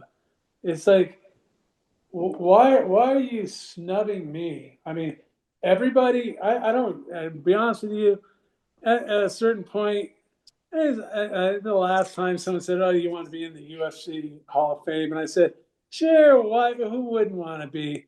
And then I kind of started digesting it, and I go, I really don't want to be in the fucking Hall of Fame with those guys. It's not really a Hall of Fame without me, anyways. And you got guys in there, and I've got enough decorum not to call out names, but that haven't even fought a couple times and they're in the Hall of Fame, and they weren't no spectacular fights. And what's Dana's reasoning for that? I have no idea. I was the biggest fucking draw. I put asses in the seats. There's not even a comparison, just because I wasn't his idea or what have you. But other people want me in the UFC. I don't care. I never really cared about those kind of things. but it's an obvious glaring snub, and it's more a reflection on who he is than anything else. Has nothing to there's nothing to do with the validity of hundreds of people all the time saying you should be in the UFC. Why not? Why not? Because for some reason I'm not Dana's cup of tea. Do I care? No. Does it matter? No. What people say I should be in it. It matters to them, but to me, it's like if that's how you do business and that's who you are, go ahead and have your Tito's and all those clowns in there. Dude, Joey, can you imagine that acceptance speech? Oh God, it'd be like Don Fry times 10. Dude, that'd be worth it.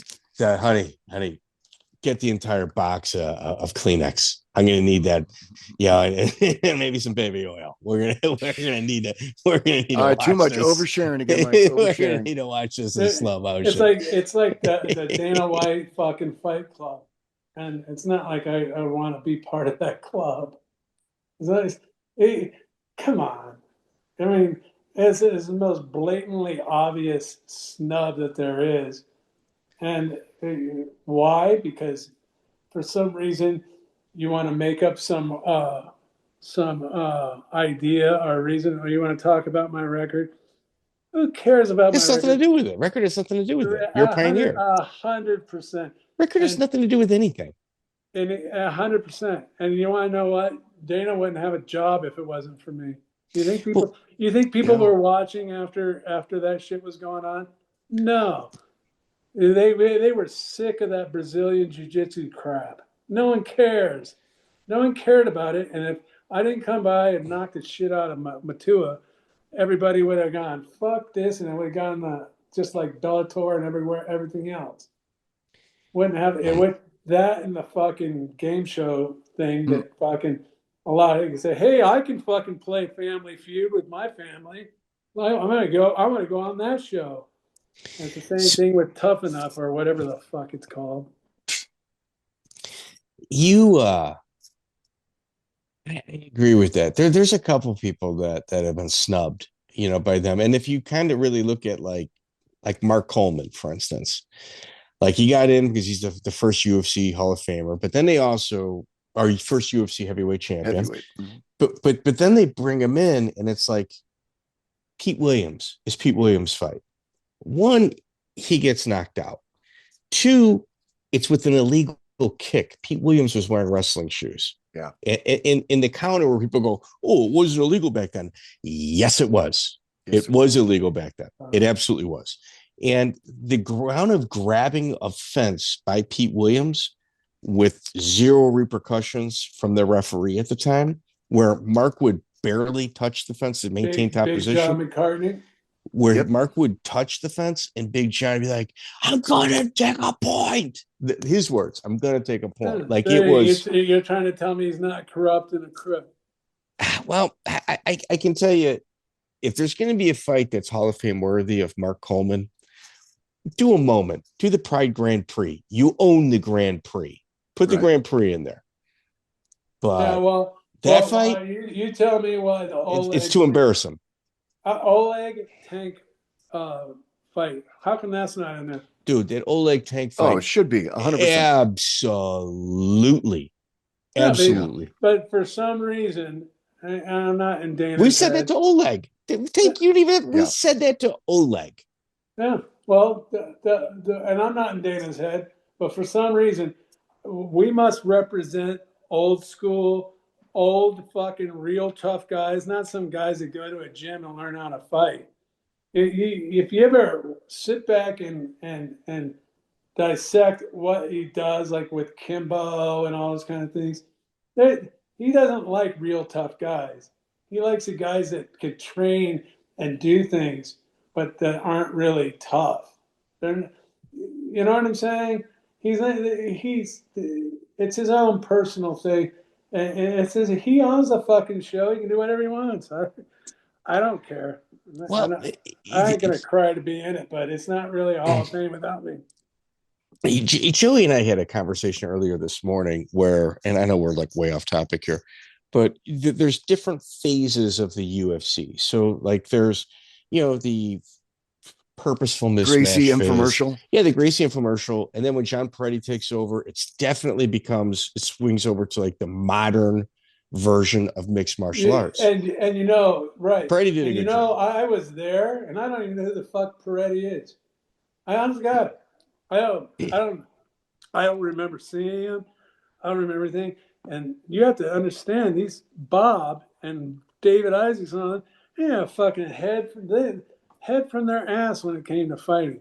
And they were getting snowed by all these fucking clowns. So you had the Peretti era. And then there's like a weird transition. Like you can sit here and say Joe Silva, but the reality, like if you really look at it with like a watchful eye, after Peretti leaves, he had to go. He was real difficult to deal with. He's one of our favorite guys, but he's difficult. He's a lot to deal with. But Jeff Osborne, I met Joe Silva at Jeff Osborne shows, the hook and shoot shows in Southern Indiana. Joe used to hang out there all the time. And even a lot of the matchups that you see when Joe Silva first takes over are kind of matchups that would make sense in hook and shoot that he kind of took from Jeff. But so they go, you know what? We don't really trust Joe Silva as a matchmaker. Put Jeff in a broadcast booth. Jeff is in there. And then once they're comfortable with Joe Silva, Jeff Osborne gets fired. Like Joe Silva fucked over Jeff Osborne. My guess. Well, like, he's a snake. I don't even think I've spoken to him. I don't know if you know this or not, but when I was there on the comeback, I used to refer to him as small time all the time, and they would all laugh and call him small time when he wasn't around. You talking about small time, Dana and all those guys. Yeah. Right. So but right now, the current era of the UFC, like there's many different times, like the tough era, whatever. Yeah. Right now, it's went from entertainment, and now it's fuck that. We're making this much money. We're making this much money. It's about it's about turning the pockets of the fans inside out right now. It has nothing to do with entertainment more than it is a money grab. When the UFC came to Chicago, the very last row was $850 for one ticket. The last row, and parking was another $150. It's like, well, hey, you know what? It has nothing to do with entertainment right now. It's about money. I'm the first thing from a money grabber, but I'll tell you what, if they can get it, they can get it. I'm not. But that's what their intention is. They're not thinking of best product on TV. They're thinking, how do we get more money out of our audience? That's where they're at right now. All their press releases, record-breaking gate. There's a bunch of money grabbers out there.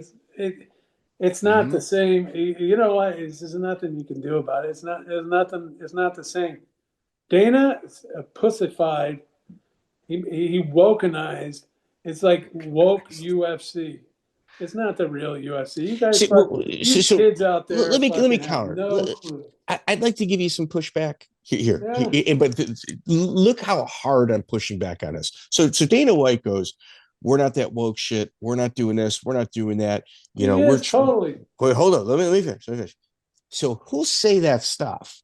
And then you buy a UFC pay-per-view. Like you spend money on a pay-per-view, because I only buy UFC. I buy my pay-per-views. And it's like prep commercials and HIV commercials with two dudes making out. So like on one side, he's going, we're not bowing down to these woke people, but check out this commercial of two dudes making out with a prep commercial, of which that doesn't really cater to our audience. It's like I said, none of these kids could fight back in the day. Do you know what I mean?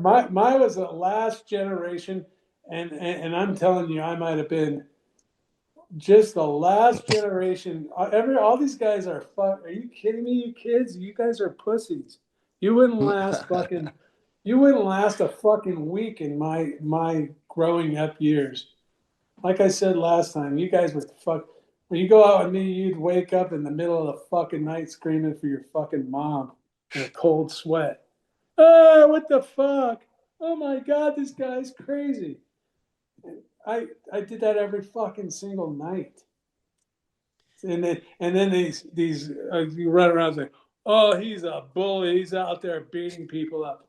I've probably been arraigned. I can't tell you the exact number, but at least 10 times. So all you trolls out there that say shit, I've never. Oh, he thinks he's tough and he talks shit. How many times have you been standing in front of a fucking judge for fighting and go down 180 days for fighting? Huh? How many? I didn't think so. You just sit there and fucking, yeah. And these guys, you wouldn't even, none of you, you weren't, you didn't watch it on TV like fucking Family Feud and go, I can do that. Fucking, you kidding me? I don't know. Did It's you not and the same anymore. no? Did you and Ken Shamrock get along? Like ever at any point? I know you were calling him out for a while. Like if you sat across from him at an autograph session, would it be friendly or would it still be contentious? Oh no, there's not a contention with.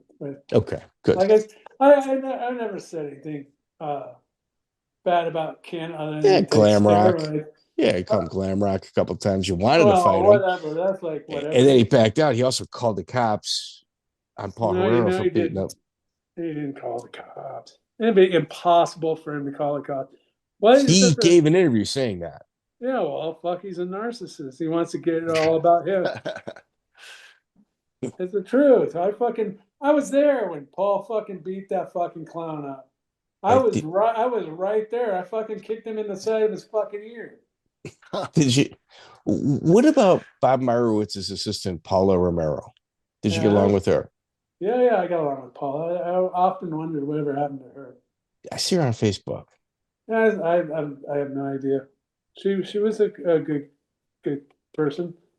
I think that's why I went up and smacked out Spanky because of her. Huh. She came over to me and said like that Al Spanky was fucking being rude to her and all that stuff, and I was like, who? And she pointed at him, and he just had a fucking weird swagger to him, arrogant kind of thing. So I go, I'll go talk to him. So he started talking to me with his arrogant swagger and finger swagging. So I gave him the little friendly ear cup, like, you want to go there? And he freaked out. And then that's all these guys, like fucking, I don't know, I conflate all these fight story bullshit with that was like that happened every fucking Wait, what day. UFC did that happen at? You don't even know. Wait, let me add a little context. Something to probably, if Spanky was there, had to do with Vitor Belfort, probably. So he's a renowned former boxer, and he's also an LAPD officer. Oh, well, there you go. I thought he was from the East Coast. No wonder he's a fucking loudmouth. He's probably fucking boyfriends with fucking McCartney. Yeah. Maybe McCartney fucking got him in. He was known for his catchphrase. If he's still alive, he's got to be dead by now. I don't know. He's known for his catchphrase, "You're going to eat lightning and crap thunder." I stole that from Mickey from Rocky. Right. He's at United Boxing Academy. Yeah, I think he's still around, dude. Yeah, I think he's still around. Wow. Can we talk about the Cabbage rematch? Because do we do a rematch or do we go into that? We're at 2 hours right now because there's some really good shit. Like, you got minutes? The Cabbage rematch. He got what he had fucking coming to him. And I would have done that to him at the fight that McCartney stopped, because that was I was working on that. Rarely ever do I work on anything like that, but work on anything. Joey, explain what that means. Okay, so Tank, you come out in this fight, and it's the only time I can remember ever you're throwing kicks ever. You hit him with an inside leg kick that set up that right hand. Yeah. No, that's not I was doing that for a setup. I was fucking around in the gym, and people are going, "You should throw those," and I was like, "Yeah." And like I said back in those times, fighting was like, it was kind of like maybe like surfing. I never surfed. I surfed in the 8th grade, and then when I discovered alcohol, I said, I'm not going to go jump in cold water in the morning. I'm going to sleep in. So the kicks were just like fuck around stuff. Right. And I was fucking around. And so I said, I'll just throw a kick just for shits and giggles. And that's where that came from. But that punch that I threw, and I broke my hand on it, I was working with Tyrone Bennett, and Tyrone who? Spawn? Bennett, Tyrone Bennett. Okay. he was the black cat that was always in my corner. Tall guy, right? Yeah, skinnier kind of. That guy Yeah. could run like a fucking gazelle. He used to be a professional track athlete.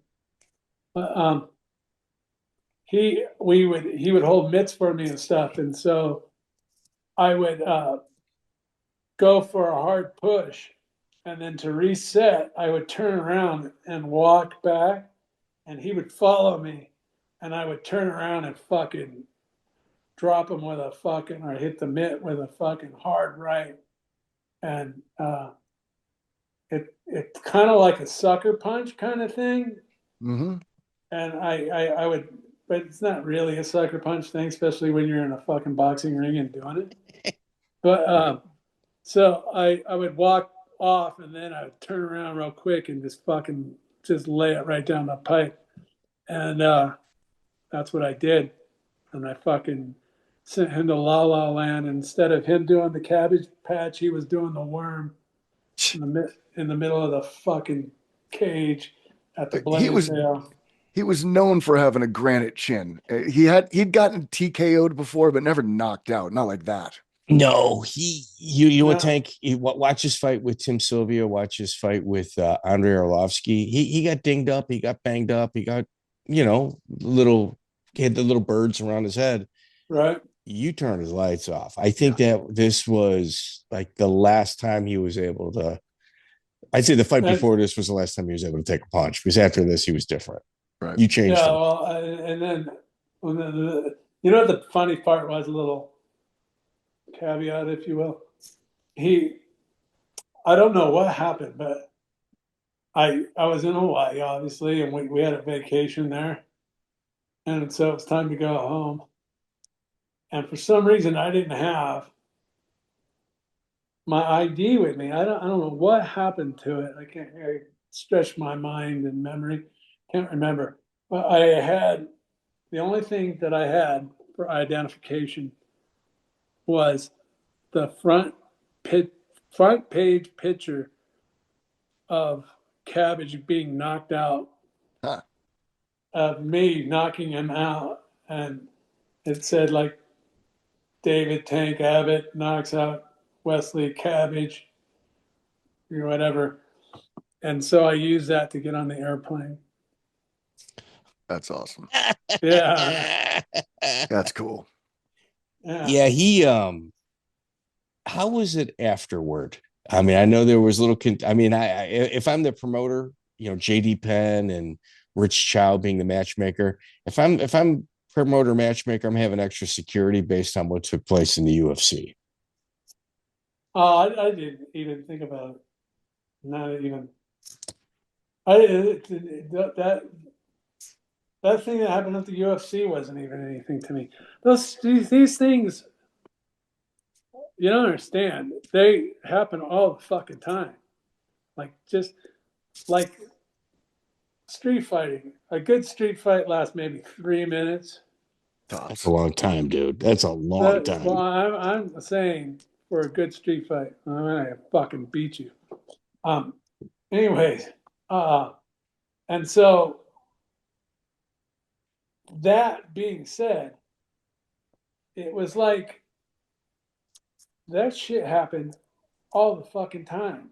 And so like these fights at the cocktail parties and the fucking Paul beating up fucking Pat Smith.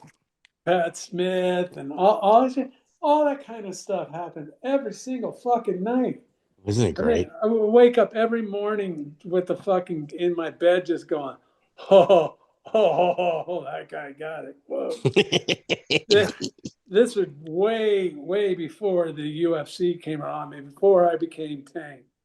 And once again, all you fucking bozos out there, I was never a bouncer anywhere, and you never kicked my ass. And no, you can have your little fantasy stories and everything else.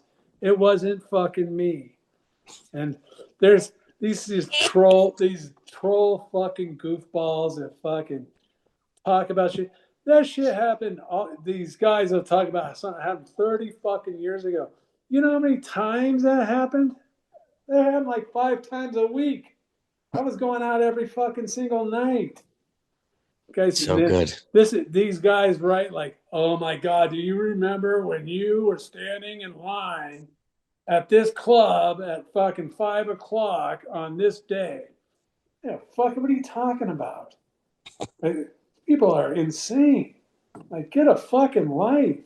If the audience wants to get an idea of what it was like to be Tank Abbott in the 90s, they've got to buy your 3 books, since I know they're semi-autobiographical, but you get the idea that a crazy after party that turned into a fight is just a Friday for you, right?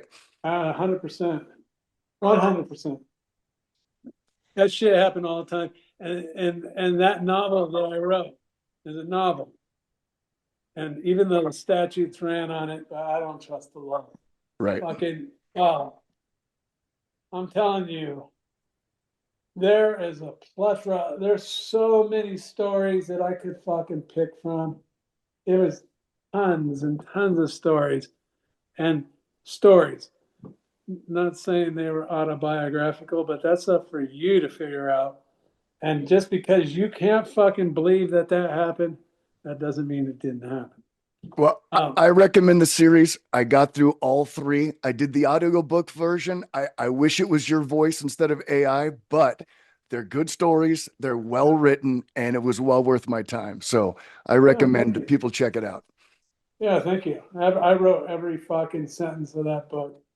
And the chimp I am. You know, funny thing about after I fought in UFC 6,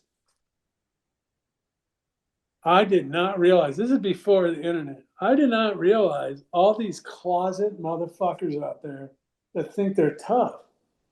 What kind of delusion did you grow up on a fucking like Tank, one of the greatest interviews that we've ever done. Yeah. We tracked down Ranger Stott. Yeah, that's true.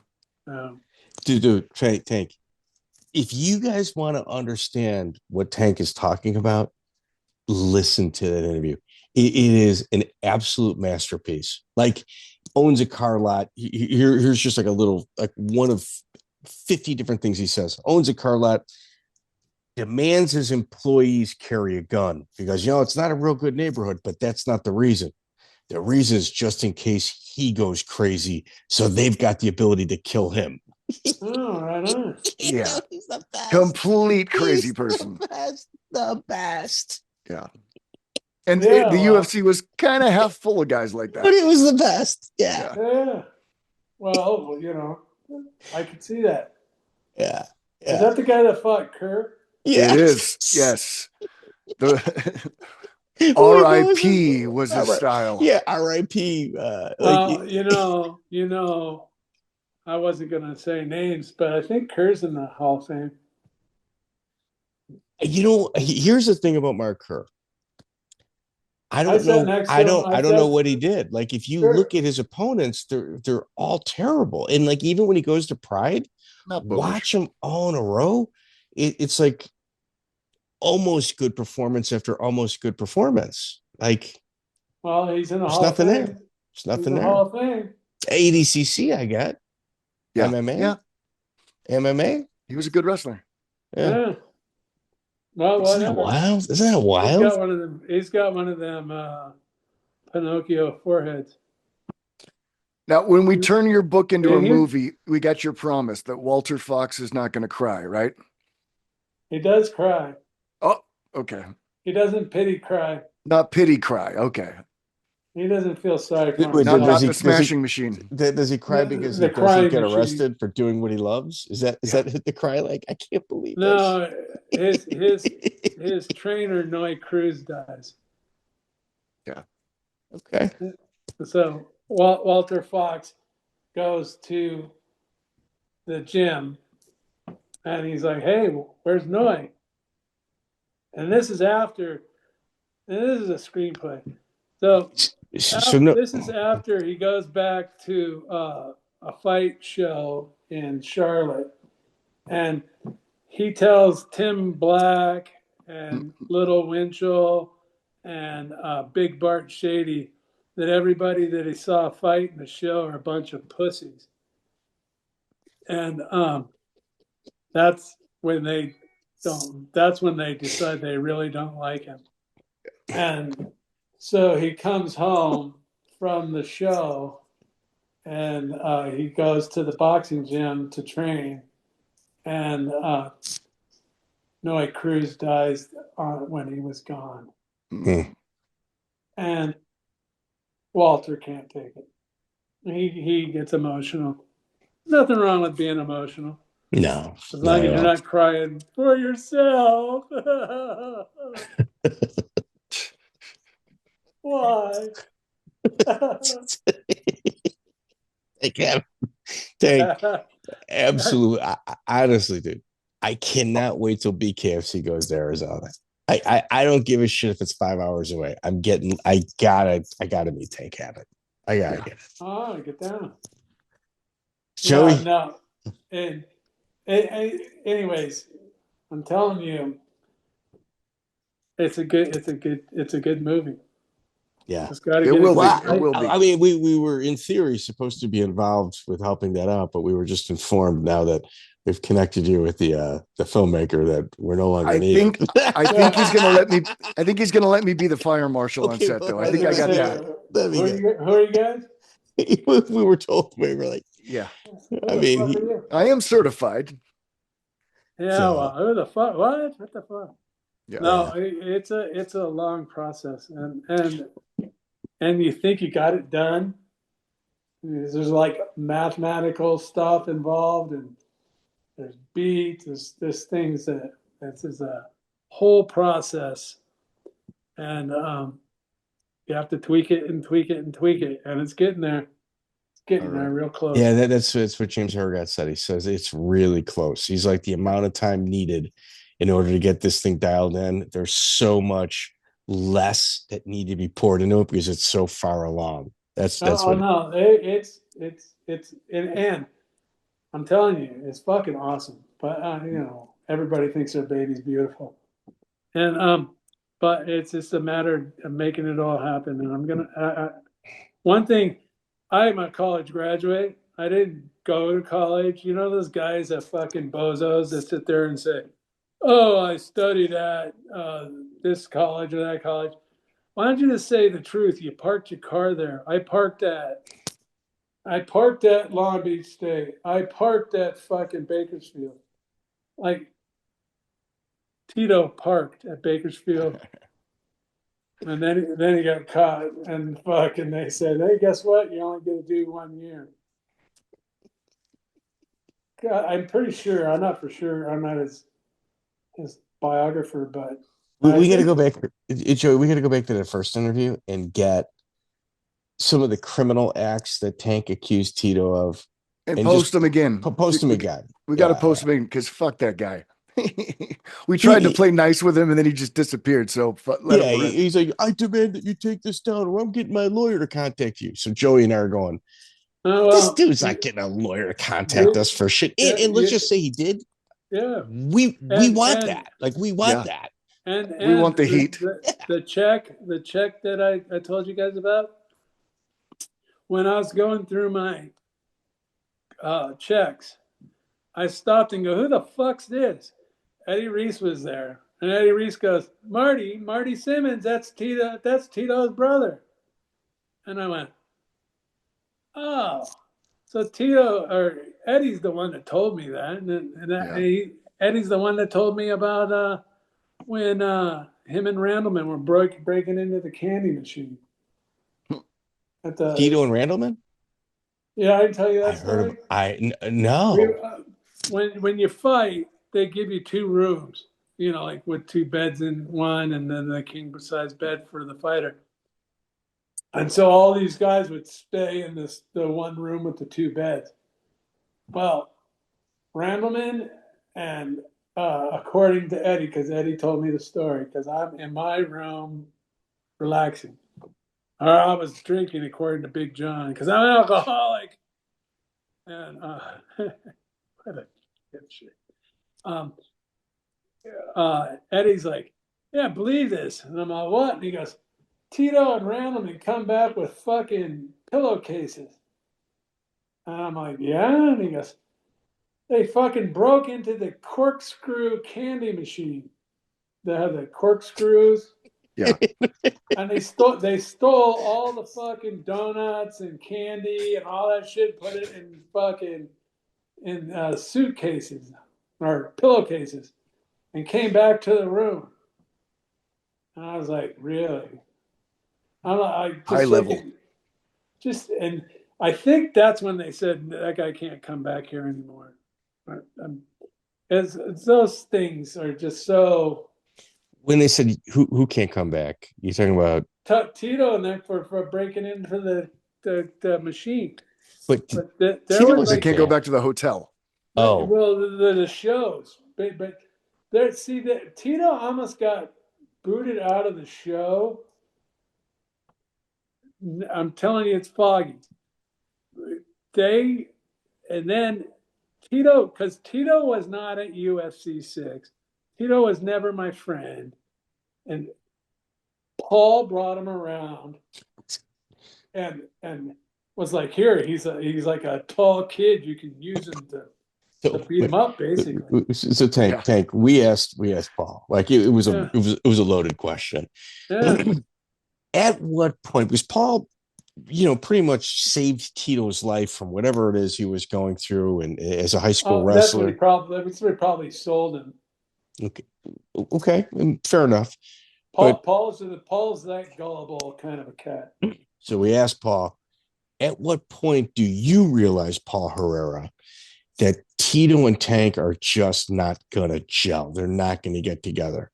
They're not compatible. And he goes, oh, dude, immediately. Oh, they're not. Like he's just like, it's not going to work. He said day one. I'm a bona fide, straight up real man, and that guy's a fucking scumbag. Period. No. Well, you see the story he talked about when he says something about I needed $1,500 because I was going to go to jail for an attorney for beating up somebody. Where did that come from? Like, he's out of his fucking. He was up wrestling at Bakersfield. So how is his stories? Everybody knows he's a storyteller. I mean, it's unfucking believable. He is, him and McCartney and Art Davey, Joe Silva is a cesspool of fucking turds. Man, I'm telling you, those guys, they're wannabe fucking me's. I'm telling you. Take. So Ted Williams, first fight in the UFC. Joey, look up Ted Williams, TEDD. Fights in the UFC. I think he fought Leninger. Who did he fight? Leninger? Who did he fight? He fought Judson. Lettinger was he fought Guy Metzger. Yeah. Right. So he fights Judson, right? Knocks Judson out. Like it's really slick. Grabs the opposite side elbow, hits him with, the other guy's arm, hits him with an elbow. It's not a walk-off KO, but it's a real slick move. He gets knocked out. Ted Williams walks away. He's walking away celebrating. And Big John comes up behind him and double fist shoves his back, looking hard. What? Like looking hard at him. And it's like the entire interaction's over. Right. Like it's over. Like in police terms, what you just did was we have a real rough time handcuffing a guy, but once he's handcuffed, you're gonna punch the guy? Wait, what? Do you know what I mean? It's so strange. It's weird. That's McCartney. Yeah, but people that guy, like I said, if that guy is at the White House doing that, that is the biggest smear black mark on the UFC. You're going to have a corrupt crook in there fucking deciding. And I don't want to bring up the names, but he brought up some guys that were like big stars of the UFC and says I was going to not let him fight and all this. Who the fuck are you? Who the fuck is Big John? A narcissist got assigned some made-up bullshit fucking job, and he runs to the fucking hill with it. He's going to be a referee. That cream puff has probably never been in a fight in his life. And if he did, he probably got his ass kicked. But and so he's going to go in there and be the referee and tell people what's going on. And no, you can't do that. Like him and his brother were on that food fighting show.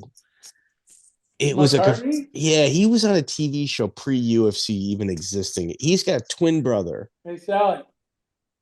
And it was like not Wipeout. I can't, it was something out. I'd have to look it up where people would like have food fights, and he was like the referee for it. Oh, he's like being on TV. Yeah. Yeah, exactly. Who wants to be? I don't know. Like I've said this 1,000 times. I never cared about. I've always been famous in my world. Wait, hold on. This is what we're gonna do, Tank. This is what we're gonna do. Yeah. There's these meta glasses that people put on. They record everything. Yeah.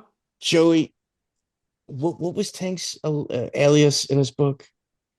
Walter Fox. Okay. So what we're gonna do is we're gonna sign up. It's that character. Okay. So we're gonna have you in disguise and send you to his next seminar with those video recording glasses in there. Just asking questions. The Big Johns. Yeah. You have one of those masks on. You know, on my screenplay, I so want to have him in front of a mirror pointing at it. Little Winchell Duncan is the referee. Get it on. Yeah. Are you ready? Are you ready? He copied Mills Lane from that. Can't you see the whole project of him fucking, oh my God, and what's going on in his head? Oh my God. Yeah, it's strange. Yeah. Nice scene. It'd be a good scene. Joey, let's wrap this bad boy up. Fantastic. Tank, we didn't get through your entire career, so we got to do a part 4, but like thank you for coming back. I think we got 2 hours, 3 fights. 3 fights. We got 3 3.5. We kind of covered the second Cabbage. Yeah. No. We appreciate your time, Thank Dave. you. Thank you. Oh, it's my pleasure. Dude, we really enjoy having you on. Thank you, Tank. I appreciate it, sir. All right, man. You guys have a good one. Take care. Joey, I'm going to bed. All right. Yeah, have a me good too. one.